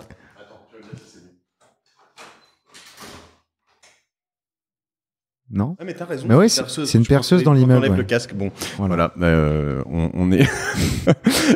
Et du coup, mais quand tu me dis du coup que c'est non invasif, et qu'est-ce qui se passe alors dans ce moment de sommeil profond? Alors, comment tu agis sur le sommeil profond sans être invasif? Alors, en fait, ce qui se passe, c'est que c'est non invasif parce que on vient pas modifier les propriétés chimiques du neurone, on vient pas impacter ça durablement. Donc en fait, ce qui se passe, c'est qu'évidemment il y a une excitation qui est faite par le son. En fait, quand on entend un son, on a une partie du cerveau qui s'active, donc les neurones s'allument, quoi, grosso modo. Et en fait, si on fait ça au bon moment, donc juste avant le début de l'onde lente, donc le moment où le cerveau va commencer à faire quelque chose, et ben ça va avoir comme effet. En fait, la métaphore, c'est une balançoire. Donc le cerveau fait des ondes lentes en sommeil profond, donc la balançoire haut bas. Si on fait rien, en fait, ce qu'il va faire, c'est que la balançoire s'arrête, puis ça va reprendre, puis ça s'arrête. Et nous, on vient juste appuyer sur la balançoire quand on est en haut. Avec ce son. Donc on vient donner un rythme, on vient donner plus d'amplitude de sommeil profond. Et donc on n'a pas de stimulation électrique, on n'a pas de stimulation magnétique, on n'a pas d'effet chimique. Et donc c'est en ça que c'est non invasif. Évidemment qu'il y a un effet. Et puis après il y a les autres fonctionnalités, neurofeedback, biofeedback. Et pareil, ça aussi on peut dire que c'est un effet. En même temps c'est un effet maîtrisé. Voilà. Et alors, question fondamentale, et après je voudrais revenir sur la création, les rounds de financement, la manière dont tu as convaincu les gens, les étapes, etc. Mais ça marche. Oui, ça marche. Alors ça marche, faut préciser ce que ça veut dire. Voilà, j'ai plusieurs questions là-dessus, mais donc oui, ça marche. Tu vas pas me dire le contraire, j'espère, mais et comment je m'en rends compte? Est-ce que c'est je mets mon bandeau et demain je te dis Hugo, c'est un truc de ouf. C'est genre, j'ai dormi toute la nuit. Est-ce que je te le dis dans 3 semaines? Est-ce que je te le dis dans 3 mois? Est-ce que vraiment je m'en rends compte? Ça dépend de ton profil. Donc, parce que les stimulations, c'est une application spécifique. Donc, pour les stimulations, l'effet peut être dès le lendemain et ça peut être quelque chose que tu ressens tout de suite et que tu vas ressentir de manière différente selon les personnes. Ça va être, je sais pas, il y a des gens qui se réveillent 1 heure plus tôt, avec le même niveau de forme. Il y a des gens qui ont plus d'endurance au sport, il y a des gens qui sont pas crevés en début d'après-midi, etc. Maintenant, ça, c'est quelque chose d'assez spécifique. Et si on s'intéresse aux insomniaques, donc aux gens qui ont vraiment du mal à s'endormir, qui se réveillent plusieurs fois pendant la nuit, qui se réveillent trop tôt le matin, eux, ça va être long. C'est-à-dire que il faut être clair là-dessus. On peut pas, quelqu'un qui dort pas depuis 10 ans, du jour au lendemain, il va pas se remettre à dormir. C'est le principe du somnifère, du coup de massue sur la tête qui résout pas le problème. Et donc là, c'est plutôt les chiffres qu'on a, c'est entre 5 et 8 semaines. Et là, tu peux constater au bout de 5 et 8 semaines que tu fais des nuits complètes, que tu mets plus que 15 minutes à t'endormir, que tu te réveilles pas 50 fois pendant la nuit, que tu te réveilles pas trop tôt le matin, etc. Donc, faut quand même le vouloir, je veux dire, entre 5 et 8 semaines, porter ce bandeau. Après, il est devenu très confortable. C'est-à-dire qu'au début, c'était l'enfer. Enfin, au début, c'était la polysomnographie. Donc ça, pourtant, c'est ce que tu portes dans un centre de sommeil, mais ça, c'est très inconfortable. La bêta était pas très confortable. Celui d'après, plutôt bien. Et le nouveau, il est vraiment très bon. Donc on a une acceptation du confort qui est dingue, quoi. Ouais, mais ça veut dire faut croire aussi au concept. C'est-à-dire que tu le portes pas, entre guillemets, tu vois. Bien sûr, et c'est ça tout notre challenge. C'est-à-dire que c'est une approche complètement nouvelle. Et donc nous on est sur une stratégie en direct to consumer, donc on est obligé de convaincre par nous-mêmes, de créer notre marque, de créer la confiance. Le fameux B2C qui plaît autant à ma mère, parce que voilà, pour ceux qui écoutent, BITOU2SI, B2C. Mais c'est ça, donc vous vendez en direct au consommateur. C'est ça, on vend en direct au consommateur, ce qui est très difficile, parce qu'on doit convaincre sur le fait que ça fonctionne. Et les gens doivent nous faire confiance. Et tu dois convaincre aussi quand même des prescripteurs, c'est-à-dire que il faut quand même qu'à un moment peut-être, pour que tu réussisses au moins, mais qu'à un moment ceux qui prescrivent des somnifères en mode massue se disent peut-être avant ou après ou pendant, je vais prescrire complètement. Dream. Et c'est évidemment ce qu'on vise, c'est-à-dire qu'on sait qu'on n'arrivera pas à 1 milliard de personnes traitées du mauvais sommeil juste avec une approche comme celle qu'on a aujourd'hui. Et ça, on le sait depuis le début. Ce qu'on voulait faire, c'est de démarrer par une stratégie directe pour avoir un temps d'accès au marché très court et nous permettre d'avoir beaucoup d'utilisateurs, beaucoup de données, de pouvoir itérer sur la solution et de fournir des choses aux gens et ne pas attendre des années avant d'y arriver. C'est là où tu crames beaucoup d'argent, du coup. C'est là où tu crames. Et en fait, notre boîte, elle est horrible parce que c'est la combinaison de tout. C'est une boîte de medtech, c'est une biotech, c'est une boîte consumer, c'est une boîte qui fait du hardware. On cumule tous les enjeux les plus durs sur une boîte et on les met dans une même boîte. Et donc, c'est horrible. Tu crames le plus. Ouais. Donc, tu crames beaucoup et c'est très difficile. Et en même temps, si tu te mets dans une stratégie biotech, une biotech, tu vas savoir au bout de 10 ans si ça marche et t'auras mis 1 milliard, 1,5 milliard dedans. Après, bon, tu dérisques au fur et à mesure. Mais donc, en fait, pourquoi ça coûte aussi cher? Parce que finalement, tu finances tes expérimentations. Et nous, on a financé nos expérimentations, mais aussi on a eu des utilisateurs qui nous ont donné des retours et qui payaient pour le produit. Donc, on avait quand même cette notion de... en fait, on est très économe si on compare ça à une biotech. On est cher si on compare ça à une boîte grand public. Et tu fais pas avant une release, tu fais quand même, t'es pas censé faire des essais en laboratoire, si. Tu dois avoir validé des choses. Alors on fait plein d'essais parce que les gens payent le produit, donc on leur envoie pas des bugs. On leur envoie des trucs qui sont testés. Mais en revanche, on a un pool de personnes, les fameux adventurers, c'est les gens qui veulent nous aider à contribuer à tester des nouvelles choses. Donc aujourd'hui, quand on a un concept, si on prend un scientifique du sommeil, il a une idée, il a envie de la tester sur des gens. Il faut compter environ, et c'est ce qu'on a fait pour notre essai clinique à l'hôpital, etc. Il faut compter 1 an pour générer 100 nuits, et la nuit d'enregistrement coûte 1 000 €. Nous, en 3 semaines, on pousse sur des milliers de personnes et c'est gratuit, quoi. Et donc on a complètement renversé cette tendance-là parce que on va dire déverrouillé les enjeux technologiques. Ça nous permet de pouvoir itérer beaucoup plus rapidement. Mais ce qui fait que ce que je veux dire, c'est que le produit qu'on vendait aux gens, c'était un produit qui proposait telle chose qui fonctionnait, mais en plus le fait que ces gens-là puissent s'impliquer dans le programme Adventurers nous a permis d'avancer à une vitesse extraordinaire. Mais on sait que pour arriver en bout de course, pourquoi ce serait juste l'utilisateur final qui paye pour le bandeau alors que les assurances, ça leur fait économiser de l'argent, les entreprises, ça leur fait gagner de l'argent, le système de santé, ça leur fait gagner de l'argent. Donc là, on est en train de travailler sur le remboursement, la prescription. Les médecins généralistes ont très envie de recommander Dream, parce qu'ils en ont marre de prescrire des somnifères, quoi. Ils ont envie d'une solution alternative, donc on travaille sur tous ces sujets-là. Et là-dessus, ça me fait venir à 2 questions. Une qui est cet enjeu donc est phénoménal pour toi, c'est de dire en gros pourquoi la Sécu paye des médicaments qui t'endorment à coup de... J'ai utilisé coup de massue, faut que j'arrête. Je suis pas médecin, j'en ai aucune idée, mais voilà, en tout cas c'est la réputation de ça. Non mais c'est bon. Et faut le dire. Et alors que toi t'es sur quelque chose de très différent. Et la deuxième question c'est tout à l'heure tu me dis ces médicaments ne règlent pas le problème. Donc si je lis le sous-entendu, le sous-jacent, c'est que toi tu règles le problème avec Dream. Mais dans quelle mesure? C'est-à-dire que ce que je peux entrevoir là-dessus, c'est un somnifère, quand tu l'arrêtes, tu dors plus. Oui, tu dors plus. A priori, c'est un truc. Est-ce que quand tu arrêtes Dream, tu dors encore? Oui, c'est ça. C'est-à-dire que ce programme qu'on a construit, qui est inspiré de la thérapie comportementale et cognitive, c'est ce qui dure entre 5 et 8 semaines. C'est une façon de restructurer, de se restructurer psychologiquement, de reconditionner son cerveau. C'est quelque chose qui est durable, quoi. Et en fait, on sort pas ça de nulle part. C'est-à-dire que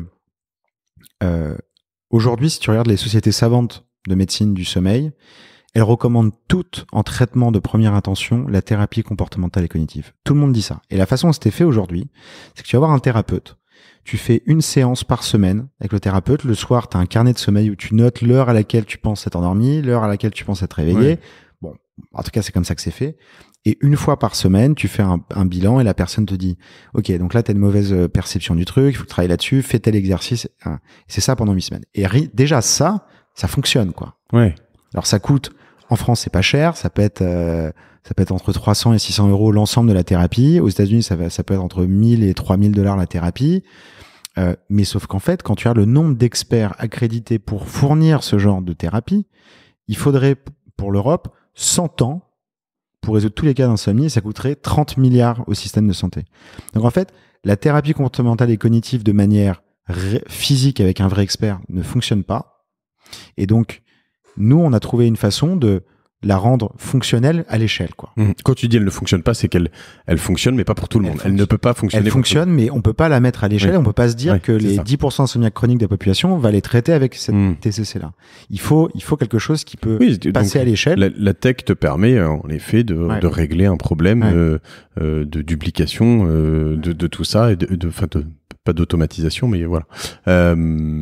Ok, si je reviens du coup, c'est passionnant, vraiment. Du coup, tu as un job assez passionnant. Ce qui est intéressant, c'est cette mission aussi que tu as. Enfin, je veux dire, tu te lèves le matin, tu peux te dire c'est assez cool, quoi. Ouais, et là-dessus, alors j'ai vu que tu avais. On a parlé de Laurent Alexandre, on n'a pas parlé de Xavier Niel qui est à ton capital. Alors on a Maïf Avenir, on a Johnson & Johnson. Ouais. Donc que ce soit des noms de personnalités, d'entrepreneurs, d'investisseurs, de corporate, c'est quand même hyper prestigieux. Est-ce que tu peux me raconter ces étapes comment t'as fait ça? Tu m'as raconté le premier investisseur, Laurent Alexandre. Déjà, pourquoi tu vas voir Laurent Alexandre ce jour-là? Est-ce que vraiment t'as ça en tête derrière, où tu te dis bon, Delon va le voir, ou t'avais préparé ce machin et voilà. Ouais. Est-ce que tu peux me raconter? Alors non, vraiment, Laurent, je le voyais plus comme un mentor. Et puis après, quand j'ai vu la maison qu'il avait, j'ai compris qu'il avait bien réussi. Et c'est après lui qui a effectivement un peu poussé et il a dit bon bah. En gros, la vision est bonne. Mais attends, tu t'étais quand même renseigné sur Laurent. Oui, mais je préfère, on n'était vraiment pas dans une optique d'aller chercher des sous à cette époque-là, parce que je préfère, on était dans un labo et tu vois, enfin, c'était très loin on était très loin de voir un produit, une stratégie de boîte, où on avait une vision. Donc c'est lui qui vous a un peu créé l'étincelle. Ah, mais clairement, c'est-à-dire que sans Laurent, la boîte aurait été très difficile à monter, parce qu'en fait, entre le moment où il y a ce slide deck là et le moment où on sort un prototype, il a fallu 1 an et demi avec une équipe de 15 personnes. Voilà. Et c'est le POC, ça. C'est même pas une bêta, une alpha, un truc commercialisable. C'est un POC. C'est techniquement OK. Et donc, en fait, ça, fondamentalement, c'est ce qu'on finançait, c'est 500 000 € à peu près. D'ailleurs, on a levé un peu plus. J'ai négocié derrière. J'ai fait semblant de négocier. Enfin, j'ai pas fait semblant. Mais je dis en fait, il nous en faut plus parce qu'on discutait. Il voulait une certaine part du capital. 20%. Je peux pas le dire ça malheureusement, mais non, mais une bonne part du capital en même temps. Ouais. 2 jeunes inexpérimentés sortis d'école. Alors certes. 35%. Non, mais bon. On est pas très loin. Non, mais il a une part assez significative du capital, mais en même temps, en gros, on a levé 1 million d'euros le premier mois de la boîte. Ouais. Le mois où on a créé les statuts de la boîte. Paper Money, t'es sur un truc qui est sur un projet, il prend un risque phénoménal, quoi. Énormissime. Énormissime. Mais énormissime, c'est-à-dire qu'il a pas mis que cet argent-là initial, il a continué pendant plusieurs années. Pendant plusieurs années, et après Xavier l'a rejoint, et les deux ont financé la boîte jusqu'à la dernière levée. C'est quand même cool quand tu peux appeler Laurent et Xavier, parce qu'on parle de Laurent, c'est de Alexandre et Xavier Niel. Ouais, parce que ils font partie de la famille de Dream, quoi. Bientôt, c'est Lolo et Xav, quoi. Ouais, Lolo et Xav. Non, ça quand même pas, mais je suis pas sûr qu'ils aiment des surnoms comme ça. Mais en fait, ce que je veux dire, c'est que tous les VC, et c'est pour ça que j'ai pas de VC, J'ai pas de VC, tu vois. J'ai des boîtes. Maïf parce que c'est le secteur de l'assurance et de la santé, il y a des choses intéressantes là-dessus. Johnson & Johnson parce que c'est le leader mondial de la santé. Et BPI, donc ça ok, investisseurs institutionnels parce qu'ils nous ont beaucoup aussi aidés par des subventions. Et puis Laurent et Xavier quoi, parce qu'en fait les VC m'ont tous fermé la porte au nez, mais tout le temps en fait. Tout le temps. Ouais, parce que bon à part maintenant, mais on parle de combien? 66 millions? Ouais. De dollars 60 millions de dollars. 60 millions de dollars. 60 okay, millions de dollars en 4 ans, sur les 4 premières années. Ouais. Je t'avais rajouté 10% comme ça. Bah cadeau. Ouais, cadeau, hein ouais. Pourquoi pas. Écoute, si tu me laisses 10%, c'est bien. D'accord, donc sur une valo en centaines de millions, j'imagine, désormais. Quelque chose qui est pas du tout un accomplissement en soi, j'imagine, mais qui est un bon milestone pour arriver vers un accomplissement. C'est quoi les étapes comment t'arrives à avoir alors on va commencer par Xavier Niel, mais ouais. c'est comment il sort d'où? Alors donc après la première levée avec Laurent, on refait une deuxième levée. En fait, je le rencontre de manière assez rigolote par Peter Fenton. Je sais pas si tu vois qui c'est. Le nom me parle. C'est l'investisseur de Benchmark, c'est numéro 2 de la Midas, machin. Et je rencontre lui par Marie Eklund. Donc Marie Eklund qui est une autre investisseuse qui me présente, d'ailleurs personne n'a investi, mais bon. Marie qui me présente à Peter Fenton, que je rencontre à Paris, investisseur hyper reconnu, numéro 2 de la Midas List, qui disent les VC les plus influents de la planète, investisseur en Facebook, Uber, etc. Et il tombe amoureux du truc, et il envoie un texto à son pote, qui est Xavier Niel, en disant bah tiens, il y a quelqu'un chez toi apparemment en France qui a l'air intéressant. Et Xavier me réécrit derrière en me disant c'est dingue quand même que j'apprenne votre existence par mon pote qui est à 10 000 km d'ici. Et donc je lui ai proposé une rencontre dans les bureaux. Il m'a dit parce que j'ai écouté l'épisode avec Paul, il m'a fait la même au début. C'est exactement ça. Il m'a dit en gros j'ai 20 minutes et il est resté 1h30. D'accord. Mais ce qui est quand même chic, hein, c'est que on parle de Xavier Niel qui t'a contacté quoi. Ouais. Non mais quand ça t'arrive, tu fais 4 fois le tour du bureau à poil ou ouais, non, alors c'est vrai que ça fait avec Quentin, on a eu pas mal de petits moments comme ça. Il y a eu des moments où tu rencontres le président de la République ou des trucs comme ça. Donc c'est des moments qui sont hyper sympas, mais en fait très rapidement t'es emporté par le flow du truc et finalement bon, c'est plus sympa, je dirais. C'est plus sympa pour l'équipe ou tu vois de voir des gens comme ça qui s'intéressent au projet, ça leur donne confiance et c'est bien. Mais oui, c'était très cool et Xavier est arrivé et puis j'ai adoré, on s'est beaucoup apprécié quoi. Alors c'est là où en plus vous avez quand même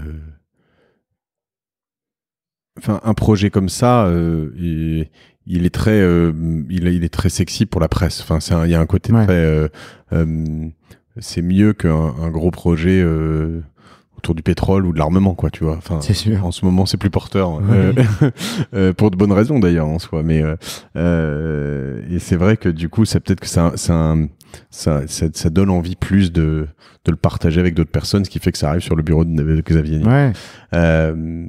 Et d'accord, et donc du coup là vous étiez en levée de fonds à ce moment-là? Ouais, alors on allait relever j'étais pas très bon gestionnaire des finances de Dreams, qui m'a valu de me faire taper sur les doigts par Laurent à plusieurs reprises au début de ma carrière d'entrepreneur. Faut pas l'oublier, hein, parce qu'à chaque fois t'es encore très jeune. Ouais. Mais je veux dire, t'apprends en marchant sur tout ça. Ouais, gérer des finances, gérer des recrutements, gérer des trucs, tu te plantes surtout avant de réussir en fait. Ouais, c'est ça. Sauf qu'en plus, moi, j'ai été un enfant gâté, parce que tu parlais des valorisations et des levées de fonds. Moi, j'adore les boîtes où tu lèves pas d'argent, quoi. C'est les boîtes avec la meilleure santé, et le fait de lever, d'avoir des grosses valorisations, c'est une énorme pression sur l'étape d'après quoi. Ouais. Donc et en même temps c'est bien parce que ça donne des moyens, tu peux recruter des gens. Mais nous on l'a fait juste parce qu'on était obligé de faire comme ça et qu'on pouvait pas juste faire des choses progressives. On a besoin autour de nous 10 experts dans 10 domaines techniques différents pour réussir à faire un proto du produit. Et tu crois que ces personnes là-dessus ont peut-être une approche philanthropique aussi? Je dirais mais c'est sûr. Ouais. C'est-à-dire que Laurent comme Xavier, ils n'ont pas investi chez nous pour se faire de l'argent. Ils ont investi chez nous parce que probablement que Laurent et Xavier c'est un peu différent parce que c'est pas les mêmes goûts personnels, mais c'est philanthropique, c'est investir sur quelque chose pour essayer de faire changer. Et moi, j'ai été hyper impressionné par Laurent qui a mis énormément de son argent sans jamais sourciller. Il a été là évidemment pour me dire quand j'avais fait des conneries, ce qui était très bien, mais il s'est jamais Il a jamais voulu prendre de contrôle, de décision, quoi que ce soit. Il m'a toujours fait confiance sur des montants élevés, sur des sujets très risqués, quoi. Et Xavier, lui, c'est pareil. Lui, il a beaucoup aimé le côté hardware. Il a trouvé que c'était un magnifique bijou. Donc, on discute et tout. Puis après, je dis, bah, viens, je te montre. Donc, on va dans l'aile hardware.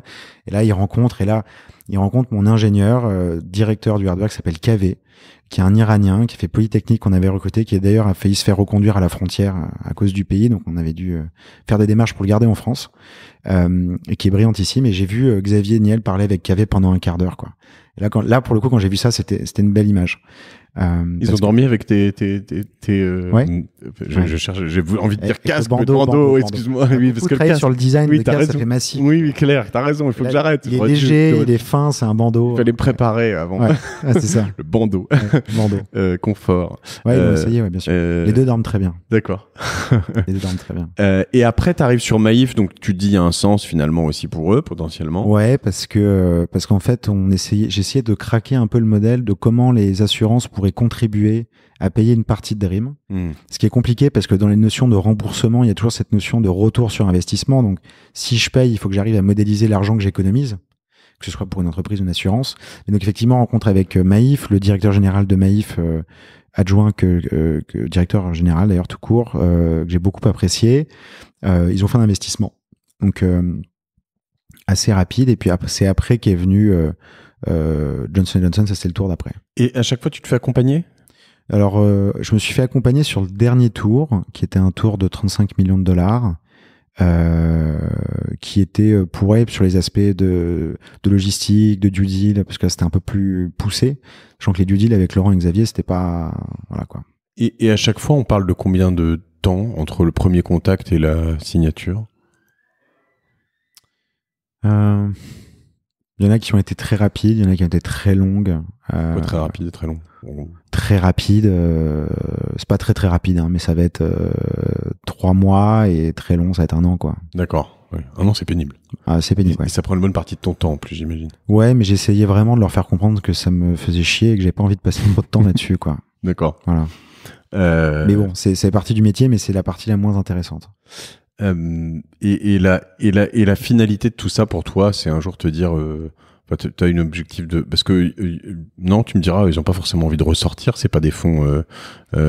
Non, franchement, ni Laurent ni Xavier n'ont besoin de Dream pour être confortables. Donc en fait, eux n'ont ni la Maïf ni Johnson & Johnson. Ouais, ni la Maïf ni Johnson & Johnson et personne en fait. L'exit peut faire partie des stratégies. Aujourd'hui, il n'y a pas d'intérêt de le faire. Après, d'un point de vue personnel, sur ces levées, tu fais un peu d'argent, tu cash out un petit peu pour te mettre bien. Non.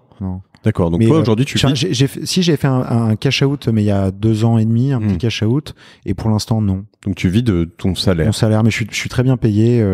Mes actionnaires ont décidé un bon salaire, donc ça va. C'est eux qui ont décidé ? C'est moi qui ai décidé, mais ils ont été d'accord. D'accord. Après, c'est Laurent qui m'a quand même toujours dit que l'image de l'entrepreneur malheureux qui galère est pas forcément si intéressante que ça. Il a raison, il y a beaucoup de gens qui n'ont pas le choix. Mais il y a beaucoup de gens qui n'ont pas le choix, mais il y en a beaucoup qui expliquent que c'est important d'être un peu dans la merde financièrement pour les premières phases d'un entrepreneur. Lui est pas d'accord avec ça. Et moi, avec le recul que j'ai, je pense que si on peut se permettre de se payer confortablement, alors évidemment, faut pas déconner, mais c'est hyper important parce que moi, je vois comment je suis dédié à mon truc, c'est que... Oui, 2 millions par an, c'est raisonnable. Voilà, c'est rien. Par an, ouais, sans les bonus. Sans les bonus, voilà. Là, ils vont me tomber dessus, là, sinon. D'accord. Et là-dessus, avec Quentin, vous êtes payé pareil ? Et Quentin, on est payé pareil, ouais. Vous avez autant de parts ? On a autant de parts. D'accord. Et donc 50-50. À l'origine, très bien. Voilà. Et vous répartissez comment les rôles ? Donc Quentin était directeur scientifique et passé directeur technique. Directeur scientifique, c'était plutôt un rôle les sujets techniques complexes, typiquement faut faire des électrodes qui marchent, donc des trucs que jamais personne n'avait fait avant. Et là, il est plus sur le rôle de CTO, donc c'est vraiment l'organisation opérationnelle de toute l'équipe de R&D. Et évidemment, on parle beaucoup de la stratégie de la boîte ensemble. Et c'est c'est un frère, Quentin. C'est quelqu'un. J'imagine. Ouais. C'est fou ce que vous avez vécu là. 60 millions à 26 ou 27, tu m'as dit. Là, en ce moment, j'ai 26 ans. D'accord. Réfléchissez. C'est en juillet, mon anniversaire. D'accord. Donc, dans pas longtemps, quand vous écouterez ce podcast. Voilà. Le 10 juillet, soyez me souhaiter bon anniversaire.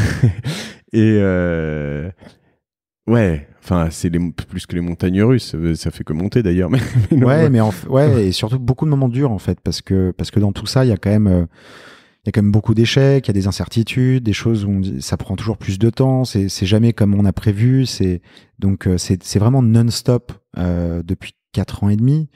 Donc on a connu des hauts, des bas. C'est la relation entre fondateurs, c'est une relation de couple qui est très compliquée, mais qui est fondamentale pour une boîte. Ouais. Et en fait, on a hyper bien réussi à ce niveau-là, quoi. Voilà. C'est quoi marrant de demander ça. Fondateur de Dream, mais ton rêve le plus fou pour Dream?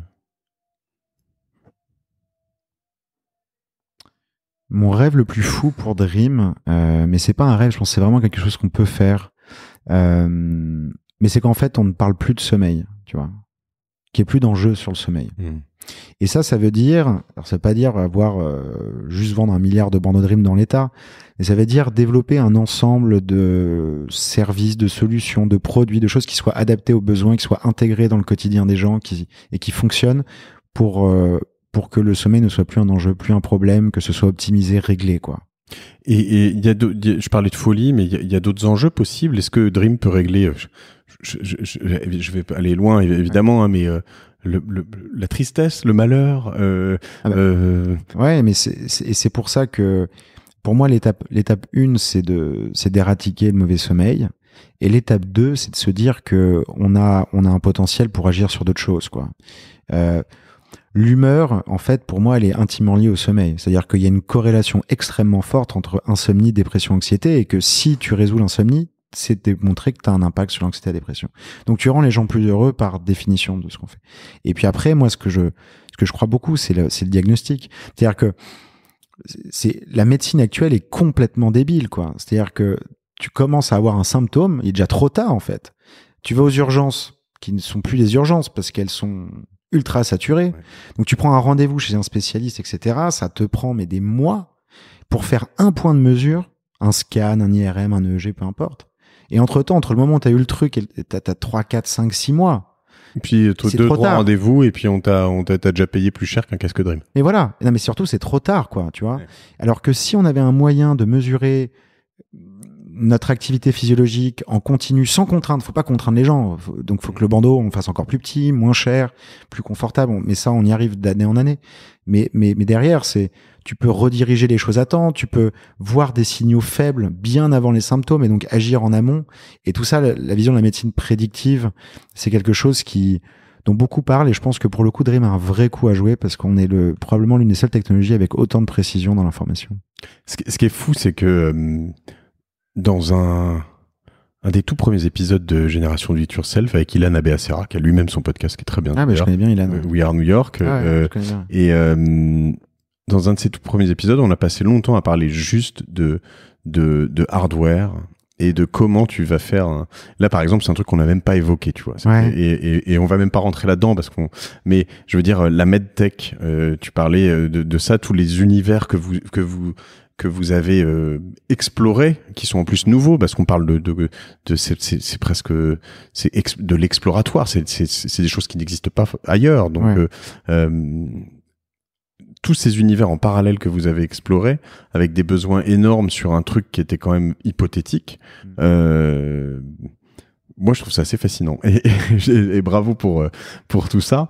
J'ai quelques questions pour toi avant qu'on se quitte et que je te laisse retourner vaquer à tes occupations. C'est quoi ta pire nuit blanche d'entrepreneur?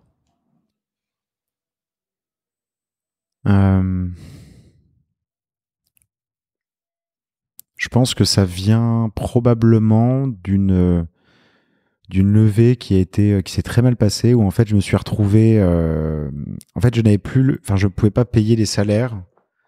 Et donc j'avais dû négocier avec la banque, etc., pour décaler, avoir un prêt, mais je pouvais pas payer les salaires si j'avais pas l'argent dans les 2 semaines, quoi. généralement, la banque, c'est pas facile en plus. Quand tu leur dis, je vais partir en bankruptcy, ou oui, il y a des beaux montants derrière. Voilà, ils ont vu qu'il y a des beaux montants, tout simplement parce que le truc c'est enlisé, très compliqué,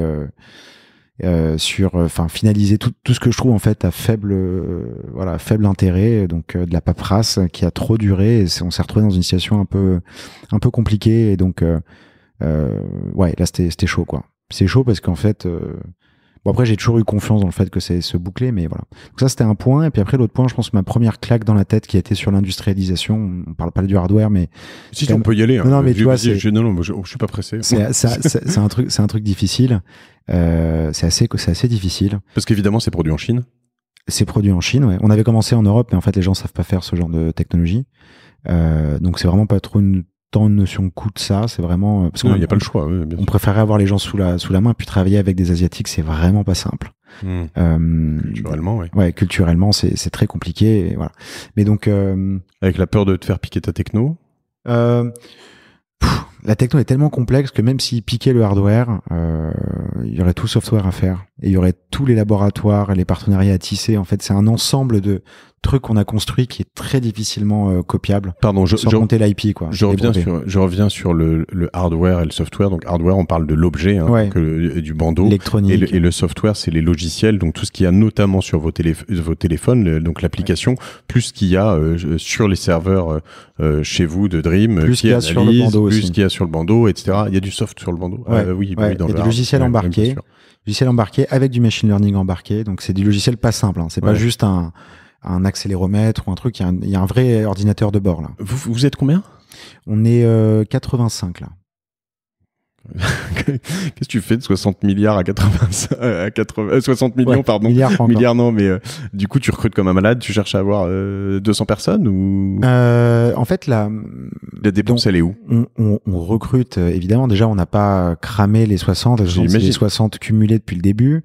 En fait, on a quand même développé, industrialisé, commercialisé. Oui, il faut le produire. 4 hardware différents. On a la bêta, on a eu la première version grand public, deuxième version grand public, et là on a une autre qui est en cours de développement. Donc ça quand ? Ça, on n'y est pas encore là. D'accord. Ouais, en fait, la nouvelle vient de sortir déjà. Okay. La précédente version, enfin l'actuelle, est sortie il y a 3 semaines. Donc déjà on est là-dessus. Après, t'as la recherche clinique, donc les laboratoires. T'as le marketing grand public qui coûte cher. Ça aurait réglé cher. la moitié après cet épisode du marketing, tu vois. Ouais, bah c'est ça. Là après c'est bien viral et c'est terminé. C'est exactement. Bien sûr. Cadeau. C'est pour ça que je suis là. C'est d'ailleurs pour ça que tu vas faire tu peux faire un petit code promo pour mes auditeurs. Bah ça, je vais voir. Faut que je joue avec mon directeur marketing. J'aime bien ne pas le demander avant l'épisode. Ouais, c'est comme ça.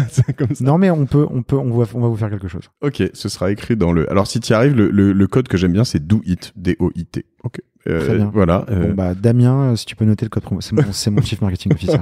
D-O-I-T, vous essayerez si Damien a accepté ou pas. Voilà. Et puis les conditions, on les mettra. Hein, c'est pas forcément evergreen, ce genre de. Pour toujours. Top. Et c'est quoi ton échec préféré ? Mon échec préféré.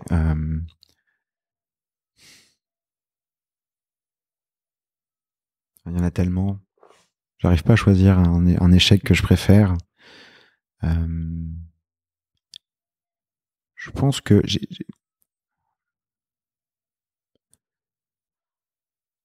pense que j'ai fait plusieurs échecs en recrutement.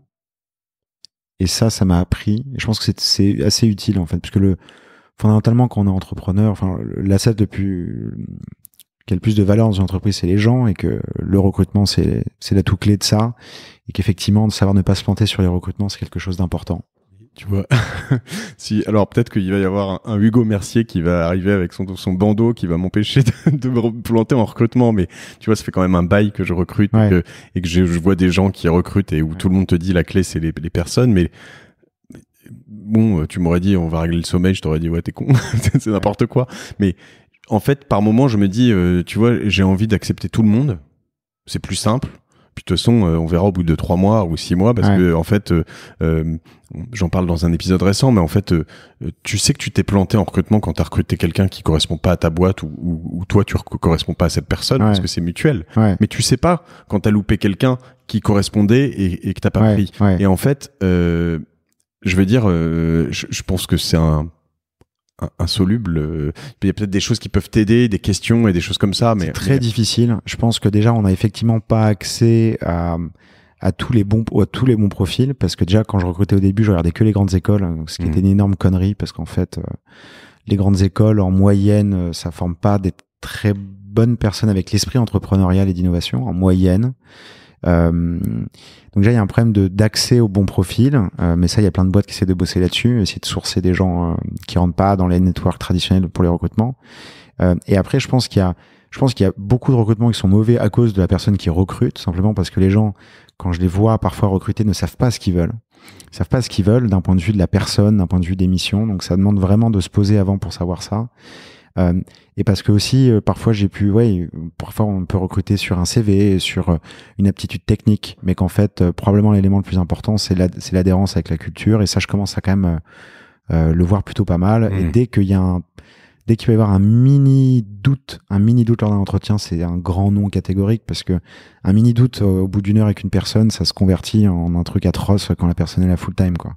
Donc voilà, il y a quelques règles que je me suis mis. Après, c'est sûr qu'on en fera d'autres, hein. Mais je pense que le recrutement, c'est quand même un enjeu clé. C'est vrai. Si tu avais l'occasion de te murmurer un petit truc à l'oreille, je sais pas moi, juste avant d'aller voir Laurent Alexandre. Je crois que j'étais plutôt bon ce jour-là, en fait. Donc là, c'est pas trop ce jour-là, mais pour revenir en arrière, pour éviter je dirais, c'est le mois de 1 an après Dream, et de passer beaucoup moins de temps avec les VC. Beaucoup moins de temps, et d'espérer beaucoup moins de choses d'eux. Oui. Ah ouais. J'étais persuadé que les VC, en fait, c'était des gens visionnaires, mais en fait, ce sont des financiers. Et ça, faut le percevoir. Et ça, je l'ai pas perçu.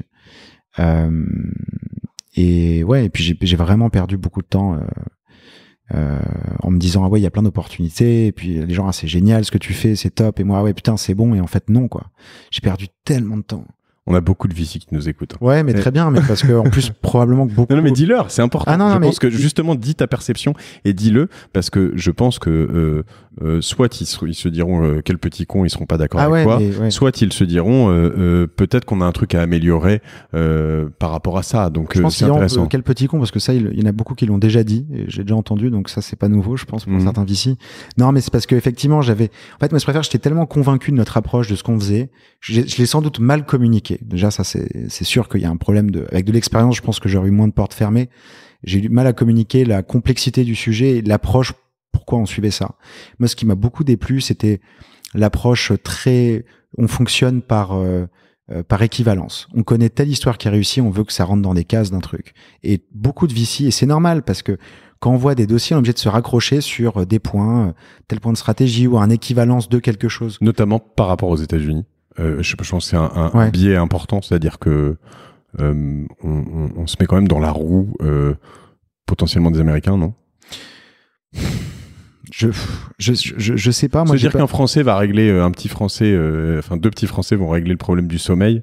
Je veux dire, il y a un moment, tu peux légitimement te dire, ils ont pété une pile, les mecs. Enfin, ils sont sympas, mais tu vois. Ouais, non. Franchement, moi, j'ai trouvé les investisseurs français américains assez semblables, en fait. Oui, parce que Johnson sont des Américains. C'est des Américains avec qui tu bosses, Ouais. Alors, en fait, c'est une boîte, donc c'est un gros groupe avec un groupe à l'intérieur pharmaceutique, un groupe de medical device, un groupe de produits de grande distribution. Par exemple, le petit Marseillais, tu vois, c'est une marque Johnson & Johnson. C'est énorme, hein, ça pèse. Contre toute attente. Voilà. Mais tu vois, ça pèse 500 milliards. C'est dans le top 10 des boîtes mondiales en termes de taille. C'est une énorme boîte de santé. Et c'est pour ça que, en fait, j'ai rencontré, et ça a bien passé juste avec des entrepreneurs ou des corpos, parce que Johnson & Johnson connaît son business, quoi. Et ils disent, ça fait 6 ans, 7 ans qu'on réfléchit au sommeil, et votre approche est la bonne, et on en est convaincu. Et t'as pas été approché par des Andreessen Horowitz, des espèces de métafonds américains? Je les ai rencontrés eux-mêmes. J'ai rencontré Andreessen, Benchmark, Sequoia, Kleiner, j'ai tous vu. J'ai fait ma grande tournée des fonds VC. Et eux ne sont pas venus? Ah, mais je les ai rencontrés, même une fois, 2 fois, 3 fois, et à la fin, non. Alors, oui, vous êtes une boîte française, ou vous cherchez à lever trop. T'as pas de bureau aux États-Unis? Si. D'accord. Mais vous êtes une boîte française, à mesure où la maison mère est française, et qu'on Ouais. était, notre R&D, je voulais la conserver en France. Mais je veux dire, c'était un faux problème. Mais c'est vrai que j'ai eu beaucoup d'espoir et j'ai beaucoup souffert. Moi, je vais te dire, de go, tu me mets chez Andreessen et Benchmark et Sequoia. Déjà, rien que d'y aller, j'ai la tête qui tourne un peu, quoi. Ouais. C'est un peu, tu vois. Ouais, c'était. Alors, c'est vrai que ça a son charme quand t'arrives et que t'as les portraits ou les portraits des fondateurs de Google, d'Apple, que t'as les trucs d'introduction en bourse d'Apple, de Facebook avec le nombre de shares qu'ils avaient à l'époque. C'est hyper cool. Mais bon, tu vois, je suis là pour raconter mon truc et je le connais bien, mon sujet. Faire tourner ton business, quoi. Ouais. Mais sauf que mais je pense que il y avait un vrai modèle à craquer parce que ils avaient beaucoup de mal à nous mettre dans une case. Est-ce que c'est une boîte grand public, donc alors l'enjeu ça va être l'indus, la marge, le marketing. Est-ce que c'est une boîte medtech, donc l'enjeu ça va être le hardware, les certifications. Est-ce que c'est une biotech où l'enjeu va être clinique? Et en fait c'est un peu tous ces enjeux-là mélangés. Sauf que moi, je préfère, j'avais beaucoup de mal à expliquer. Aujourd'hui, je pense que ça marcherait mieux, mais 2 ans avant, t'as tellement d'inconnus que c'était difficile de formuler. C'était la question que j'allais te poser, c'est-à-dire que tu cumules plusieurs choses. C'est tu cumules, je te l'ai dit plusieurs fois, je vais pas me répéter, mais un problème qui semble insolvable où on se dit que c'est quand même un peu, voilà. La deuxième, c'est la jeunesse. Donc il y a pas mal de choses où t'as pas d'atouts. Peut-être qu'aussi, je sais pas, t'as pas été assez bon, non? Ouais, c'est ce que je dis. C'est que je pense que le reproche que je me suis fait, c'est à moi que je me le fais. C'est d'avoir passé trop de temps avec eux et trop de temps à espérer des choses. Parce que j'ai perdu un peu de temps avec ça à un moment et ça m'a vraiment plombé quand ça s'est pas bien fini. Peut-être qu'en fait, c'est comme les histoires d'amour. Enfin, quand tu dragues quelqu'un, si tu le veux trop, tu as plus de mal à l'obtenir. Mais après, tu vois, moi, il fallait que je lève de l'argent et que, tu vois, et encore une fois, il y avait de très bons premiers contacts. Et de très bons seconds contacts. Mais après, ça devenait difficile. Et je pense que, avec plus d'expérience, clairement, j'aurais mieux fait le job. Mais il y a eu aussi, du côté de certains investisseurs, une envie d'essayer de mettre dans des cases ou d'utiliser des analogies de choses qui existent en mode non, mais ça marche pas, alors que je savais que ça pourrait fonctionner. Et donc, voilà. Mais c'est pas, encore une fois, je pense que le reproche le fait plus de mon côté que du côté des fonds. Et t'as jamais envisagé un Kickstarter ou un truc comme ça? Si.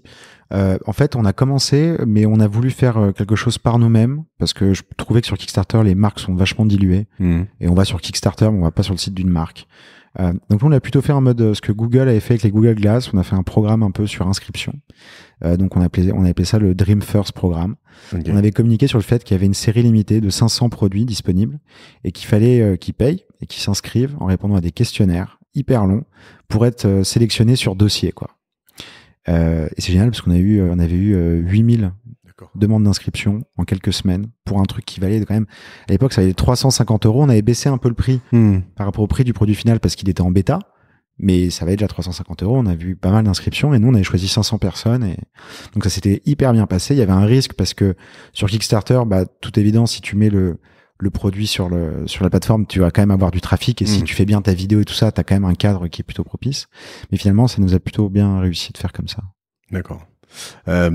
Top. Est-ce que tu lis un peu? Oui, pas trop en ce moment, mais oui. D'accord. Pas trop depuis 2 mois. C'est quoi je sais pas, un des livres que t'aurais recommandé, un des livres que t'aurais offert à des gens, si tu as Qu'est-ce que j'ai lu bien récemment?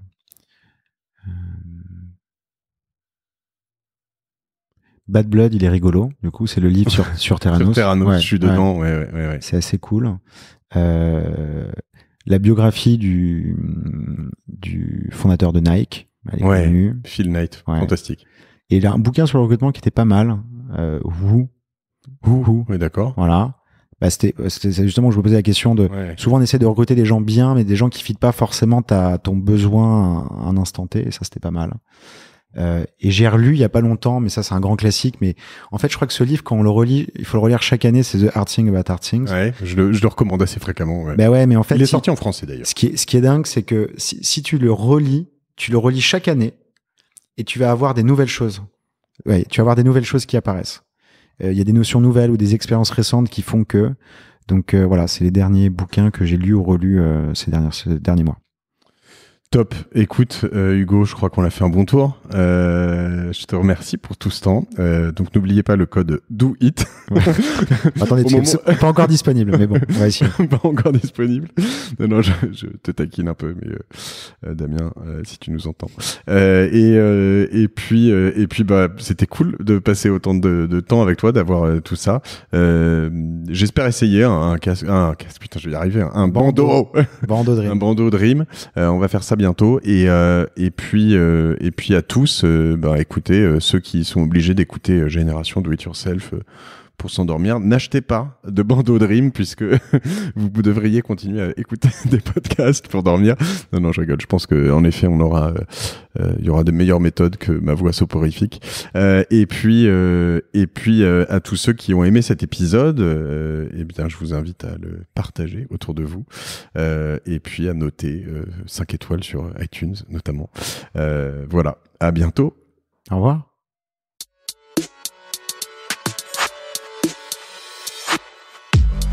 Bravo, vous avez écouté cet épisode de Génération Do It Yourself jusqu'au bout.